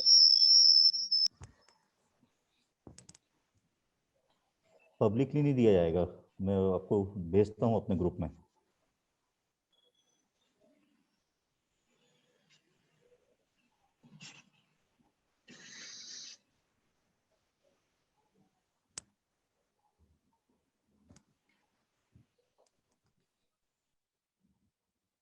विनू सर, आप अपनी तरफ से अगर कुछ और बताना चाहें पीपीटी के किसी पार्ट पे, या अगर आपके पास जो जनरल चीजें आती हैं, दिखती हैं आपको। मैं बस इतने 2-3 चीजें सर ऐड कर, मैं बार बार बोलते ही रहता हूँ। बस ये है कि देखिए नॉर्मल प्रोसीजर से चलेंगे ना तो सब कुछ नॉर्मल रहेगा। नॉर्मल मतलब एग्जाम फॉर्म भरा आपने, असाइनमेंट प्रैक्टिकल आपने भरे, फीस भरी, एग्जाम दिया तो मार्कशीट अपने आप आएगी। मतलब इसमें कोई इशू नहीं है कहीं पे भी। यदि इस प्रोसीजर में आपने कुछ भी ब्रेक किया, भैया फॉर्म नहीं भरे, एग्जाम दे दिया, या आपने असाइनमेंट नहीं भरे, रिजल्ट रह गया, तो वही ब्रेकअप है, नहीं तो कोई भी इशू नहीं। तो रिक्वेस्ट यही है कि आप एग्जाम फॉर्म भरे टाइमली, तो टाइमली भरे। मैं जो ऑब्जर्व कर रहा हूँ, मतलब अभी जब ऑनलाइन हो जाता है, जब हम डेट अनाउंस कर देते हैं, मतलब जब हम मार्कशीट, जब हम एक दिन बचता है तो पता चलता है कि यूजर आईडी पासवर्ड बनाने के लिए भी हमें टाइम चाहिए। ऐसा नहीं है कि आपने वहां से फॉर्म भर दिया और हमने आपको यूजर आईडी पासवर्ड दे दिया, वो एक अलग प्लेटफॉर्म है। हमें पूरे एग्जाम फॉर्म लेने पड़ते हैं, चेक करना पड़ता है फीस भरी कि नहीं भरी, फिर हम उसको ऑनलाइन में देते हैं, फिर वो अपलोड होता है, फिर मिलता है। तो ये it is also take consume time. तो मैं देखता हूँ कि एक दिन जब मतलब बेसिकली मैंने 15 दिन पहले 200 यूजर आईडी पासवर्ड के लिए भेजा था और जैसे एग्जाम स्टार्ट हुए 400 लोग आ गए। तो कभी कभी एग्जाम फॉर्म के बाद लोग ज्यादा बढ़ जाते हैं। तो ये प्रैक्टिस जो है ब्रांचेस को आपको हटवानी चाहिए कि लोग टाइमली और टाइम हमें भी दे और खुद भी ले तो वो हमारे लिए इजी है। और सब कुछ यदि सब कुछ ठीक है तो आपका ये कहीं पे भी कोई ब्रेक नहीं होगा, कहीं नहीं रुकेगा। ये चीजें आपको थोड़ी ध्यान रखनी चाहिए। एग्जाम का ऐसा है कि एग्जाम अपन हर बार ले रहे हैं, इसका मतलब ये नहीं है कि बच्चा पास भी हो जाए तो दोबारा दे दे। बच्चे ने 2 एग्जाम पहले फेज में दिए, फिर चौथे फेज में जाके 6 एग्जाम दे दिए। ये प्रैक्टिस भी आप लोगों को थोड़ी सी रोकनी चाहिए कि एग्जाम यदि बच्चे ने दे दिए हैं वो पूरे ही दे दिए तो कोशिश करें कि एक ही बार में सब दे दे, जो प्रॉब्लम हमें फेस कर रहे हैं। तीसरा, हम लोग टाइम टेबल भेजते हैं, टाइम टेबल के हिसाब से ही एग्जाम दे। मैं जो देखता हूँ कि सारा खुला हुआ है और सारों एग्जाम दे दिए, जैसे कि अब मान लीजिए एमबीए में 16 पेपर होते हैं, अब देने तो चॉइस के हिसाब से रहते हैं, लेकिन उन्होंने पूरे ही दे मारे, पूरे ही दे दिया। हम उसमें बटोरे बैठ के कि कौन सा एग्जाम। तो ये सब थोड़ी सी दिक्कतें हैं एग्जाम को लेकर। तो ये है कि बच्चा जिसमें रजिस्टर्ड है उसी का एग्जाम दे, जो सब्जेक्ट उससे लिए हैं उसी का दे, प्लस एग्जाम फॉर्म टाइमली भर ले, तो हमें यूजर आईडी पासवर्ड देने में आसानी बस। तो बेसिकली लास्ट डेट का ध्यान रखें। उसके बाद अगर वो कुछ भी प्रोसेस कर रहा है तो आप क्लियरली उससे पूछ लें और उसको बता दें कि इसमें आपको दिक्कत हो सकती है, वो अननेसेसरी का प्रेशर ना बनाएं। और लास्ट डेट का भी वेट ना करें। जितना जल्दी आप लोग फॉर्म, फीस, ये सारी चीजें क्लियर करेंगे उतना प्रेशर हमारे ऊपर कम होगा और हम सभी को एक जैसी सर्विस दे पाएंगे। जैसे वीनू सर ने बताया कि रिजल्ट इशू होने में जितना समय लगना है वो लगेगा, और उस समय तक जितने क्लियर हैं वो एक बार में हो जाते हैं। अब जिनका बाद में क्लियरेंस होती हैं फॉर्म की, फीस की, उसमें टाइम लगेगा। उसके लिए फिर आप कोई भी प्रॉब्लम नहीं बता सकते कि उसको अर्जेंसी है, उसको कहीं अप्लाई करना है, क्योंकि अगर आपने डिले किया है तो थोड़ा सा फिर हमें फिर से उसी स्कीम में, उसी डेटा में जाकर के काम करके निकालने में समय लगेगा, क्योंकि तब तक हम अपने आगे वाली चीज़ों पे आगे बढ़ चुके होते हैं। हमें अपने आगे एग्जाम भी प्लान करने होते हैं, शेड्यूल करने होते हैं। अभी आप लोग देख रहे हैं कि हर 2-2, 3-3 महीने में एग्जाम्स हो रहे हैं और फिर अगला सेमेस्टर का एग्जाम आ ही जाता है। तो पुराना अगर आपकी तरफ से कोई डिले है, ब्रांच की तरफ से कोई डिले है, तो आपको उसे बताना होगा कि उसको वेट करें, अननेसेसरी वो पैनिक ना हो, लेकिन वो अपनी शॉर्टकमिंग पूरी करके इंटीमेट कर दे आपको, और आप फिर साइलेंटली वीनू सर से बात करके उसको कराते रहें। लेकिन उन प्रॉब्लम को सॉल्व करने में थोड़ा सा समय लगेगा। अगर आप ये मान रहे हैं कि ये हफ्ते 10 दिन का काम था, तो हो सकता है उसमें डबल टाइम लग सकता है या पूरा महीना भी निकल सकता है। तो उतना वेट उनको करना होगा, क्योंकि वो उसने बाद में सारी चीज़ें क्लियर करी हैं। तो हमें अपने रेगुलर काम के साथ साथ पेंडेंसी भी क्लियर करनी है, तो दोनों को मैनेज करना होगा। तो पहली प्रायोरिटी होती है कि जो इस समय करंट चल रहा है उसको स्ट्रीमलाइन करके आगे बढ़ा दें, और फिर धीरे धीरे हम अपने पेंडिंग भी खत्म करते जाएं। इसी तरह से हमने कुछ लिस्टें भी आपके साथ शेयर की थी। कुछ ब्रांचेस के कुछ इश्यूज होते हैं जिसके कारण उनके डॉक्यूमेंट्स या मार्कशीट पेंडिंग होते हैं, तो वो लिस्ट भी हमने आपको उस तरह की भेजी थी। कुछ बच्चों के फोटो मिसिंग थे, कुछ की एग्जाम फीस ड्यूज थी। तो इसको आप फॉलो अप करके इमीडिएटली क्लियर कराते जाएं, ताकि वो जो भी लॉट आगे प्रिंट होंगे उसमें शामिल हो और उन बच्चों की मार्कशीट भेजी जा सके। तो इस तरह का जो भी डेटा हमारी तरफ से आपको मिलता है, आप भी उसको ब्रांच के पीछे लग के फॉलो अप करें, और सिर्फ ये ना करें कि आपने ब्रांच को बता दिया और आपकी रिस्पॉन्सिबिलिटी खत्म हो गई। आपको उससे वो पेंडेंसी क्लियर करवानी है, वो जिस भी माध्यम से करें उस सभी में आपको भी सीसी में रखें, कंसर्न डिपार्टमेंट को भी सीसी में रखें, ताकि आपके पास रिकॉर्ड रहे कि आपने उससे ये चीज़ मांगी थी और वो उसने हेड ऑफिस को भेज दी है। और आपके पास वो प्रॉपरली अपडेट रहना चाहिए कि मेरे पास 5 ब्रांच के थ्रू 25 बच्चों का ये पेंडेंसी था, इसमें से अभी तक 3 ब्रांच ने 20 बच्चों का ये डॉक्यूमेंट क्लियर कर दिया है। तो आपके पास भी वो प्रूफ के साथ हो, और बचे हुए आपको हमेशा फॉलो अप करना है जब तक कि वो खत्म ना हो जाए।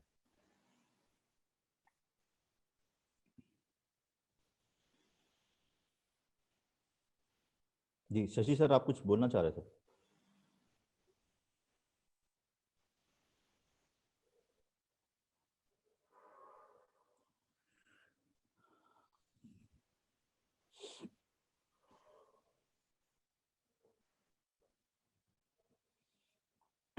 एमपी से यूपी से कोई और, यूपी टीम में चेतना मैडम के अलावा कोई है? एमपी से कुछ लोग? हाँ सर, चेतन जैन भी है जी। तो मेरे ख्याल से अधिकतर चीजें कवर हम लोग ने कर ली हैं। वीनू सर ने अपनी तरफ से, बाकी लोगों ने पूछा होगा तो उससे भी चीजें काफी कुछ क्लियर हुई होंगी।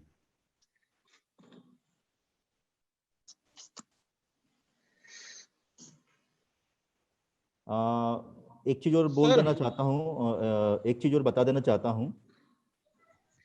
स्टूडेंट को आप किसी भी कंडीशन में हेड ऑफिस के नंबर, हेड ऑफिस के ईमेल आईडी, हेड ऑफिस के लोगों के नाम ना दें किसी भी कंडीशन में। कुछ भी कंडीशन हो, चाहे वो ब्रांच, जो भी पर्टिकुलर ब्रांच थी वो बंद हो गई हो, उसका बच्चा परेशान हो रहा हो, तो वो आपकी जवाबदारी है उसको लेकर के उस ब्रांच के थ्रू या डायरेक्टली कोऑर्डिनेट करा के उसका इशू सॉल्व कराना है।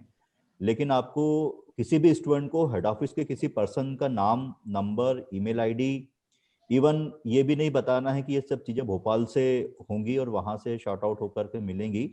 आप उसको लीजिए, चाहे आपके सेंटर के बच्चे हों, किसी और सेंटर के बच्चे हों, या वो सेंटर बंद हो गया हो, भाग गया हो, तो आप उनको अपने पास तक लेकर के आएँ as a state office, regional office. आप उसको लीड करिए और उस ब्रांच के माध्यम से या डायरेक्टली आप लोग कांटेक्ट करके उस स्टूडेंट को सर्विस दीजिए, ताकि क्योंकि हमारा जो एंड क्लाइंट है वो स्टूडेंट है, उसको प्रॉब्लम भी ना होनी चाहिए, कुछ भी रीजन हो तो उसकी रिक्वायरमेंट फुलफिल आपके माध्यम से या सेंटर के माध्यम से ही हो।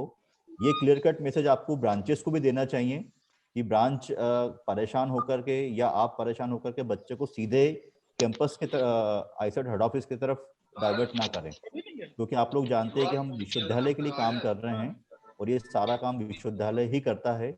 हम सिर्फ सपोर्ट और सर्विस एजेंसी हैं, तो हम आपके लिए रिस्पॉन्सिबल हैं, आपके ब्रांचेस के लिए रिस्पॉन्सिबल हैं या उनके लिए कॉन्टेक्ट पॉइंट हैं, लेकिन बच्चों को डायरेक्टली आप लोग हेड ऑफिस की तरफ मूव ना कराएं।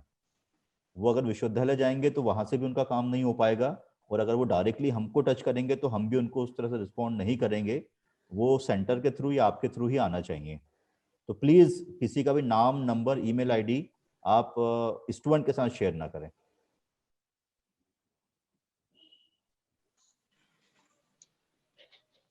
सर जी, मैं ये कह रहा था कि अभी जैसे एग्जामिनेशन होते हैं, स्टूडेंट के सामने वो सभी पेपर दिखते हैं और वो कई बार जैसे बीनू सर कह रहे हैं कि वो ज्यादा पेपर भी कर देता है। तो अपन क्या ऐसा कर सकते हैं कि पोर्टल में ये तय करें कि उसको जो पेपर देने वो ही दिखे वहां पर? सर इस पे भी मैंने ये कर सकते हैं अपन, इस पे काम चल रहा है, जल्दी आपको वही पेपर दिखाई देंगे जिसमें बच्चा रजिस्टर्ड। जी जी जी, ठीक है।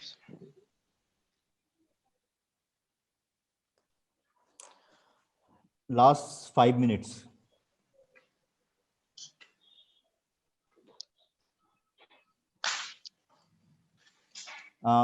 विनू सर, अगर आपके कोई और एआर हो, अगर वो अपनी बात कुछ रखना चाहें आपकी टीम की तरफ से। मेरे ख्याल से बुलाऊं क्या किसी को? हम दूसरा रूम में होंगे, वो क्या मालूम नहीं। ठीक है, कोई दिक्कत नहीं, कोई दिक्कत नहीं। Last 5 minutes.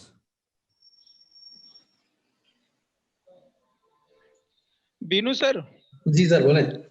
सर मैं ये कह रहा था कि ये जो कुछ ऑनलाइन के 2 स्टूडेंट ऐसे हैं जिन्होंने पेपर पूरे नहीं कर पाए उस समय, जो भी कारण रहा हो, तो क्या अपन को कोई दोबारा चांस है इसमें? देखिए, जुलाई वाले सेशन तो अपन ने नहीं किए हैं ऑन सर, जुलाई वाले के लिए तो कोई चांसेस नहीं है। जनवरी वाले में कोई बैक है तो वो जरूर अपन एग्जाम लेंगे, जैसे सर ने बताया मार्च में लेंगे तो बैठ सकता है। जुलाई वाला क्योंकि अपन ऑलरेडी सर उसको 6 बार अपन ने एग्जाम लिया है ऑलरेडी, तो अपन अब उसको नहीं दे रहे हैं, नहीं तो बहुत कंफ्यूजन फैलेगा। तो जुलाई वाला तो नेक्स्ट जुलाई में ही दे सकता है। लास्ट 5 मिनट बोल दिया मैंने सबको।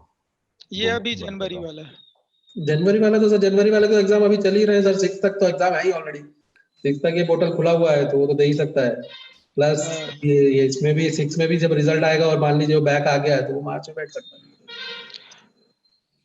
ये पोर्टल अभी खुला है एग्जाम का, 6 फरवरी तक खुला हुआ है।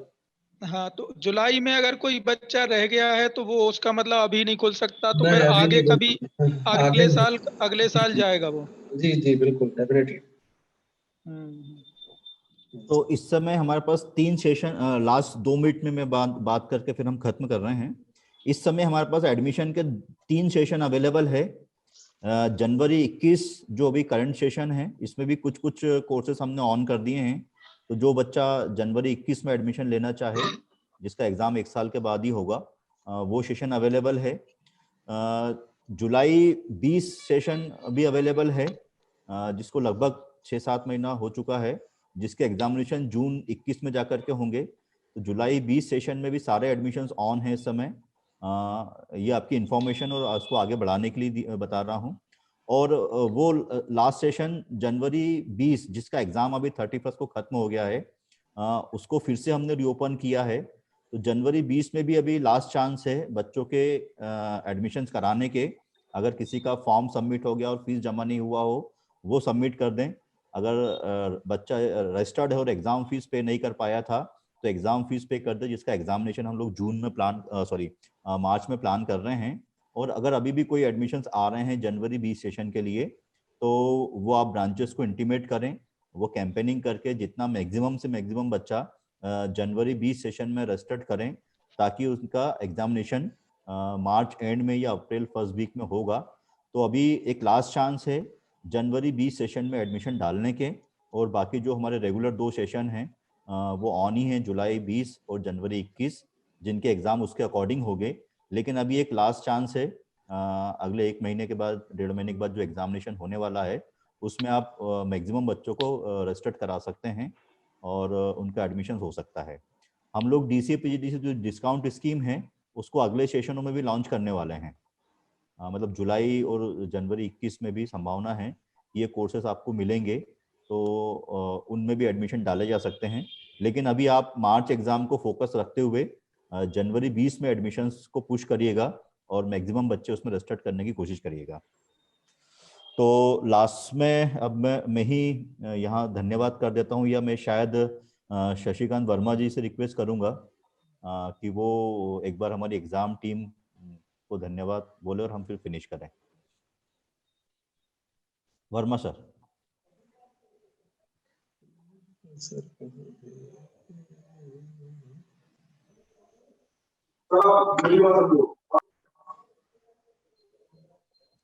शायद वर्मा सर खत्म मानते हुए कहीं। सर मैं बोल देता हूँ। जी भारद्वाज जी। सर क्योंकि ये जो सेशन आज का रहा है वो काफी प्रोडक्टिव है और हमारे जो फील्ड में हमारे स्टाफ हैं उनको ये काफी काम का सेशन रहा है। ये कुछ पंडा सर ने जो एक बात बोली है वो काफी सभी के लिए प्रासंगिक है कि हम लोग खुद कुछ चीजों को नोट करके रखें और ब्रांच को यहीं पर सॉर्ट आउट करें उन बातों को, तो ज्यादा वहां पर प्रेशर नहीं जाएगा। तो ये इस तरह के कुछ ड्राफ्ट जो अभी आप लोग बना के देने वाले हो वो भी हमारे काम में आने वाले हैं, चाहे वो डिग्री को लेकर के हो या और जो प्रोसीजर हैं हमारे।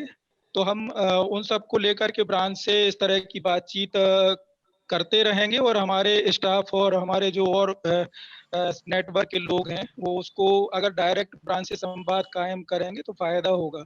बीनू सर ने जो बातें बताई हैं उसमें काफी कुछ तो टेक्निकल और पोर्टल को लेकर के हैं जिन पे काम चल रहे हैं, तो आगे आके वो भी हो जाएगा।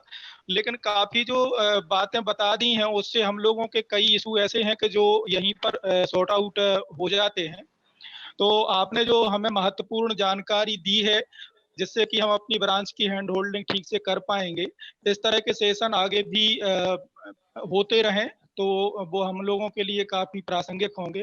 तो आपके द्वारा दी गई जानकारी और पंडा जी के द्वारा ये जो प्रयास किया गया है, हम आपको और पंडा जी को दोनों को और आपकी पूरी टीम को तहे दिल से धन्यवाद देते हैं और इस तरह का आगे भी इस तरह का सिलसिला चलता रहे। Thank you sir, thank you सभी टीम को, आप लोगों ने भी समय निकाला और हम उम्मीद करेंगे आप यही मैसेज लेकर के अपनी ब्रांच तक भी जाएंगे और उनका भी ओरिएंटेशन करेंगे।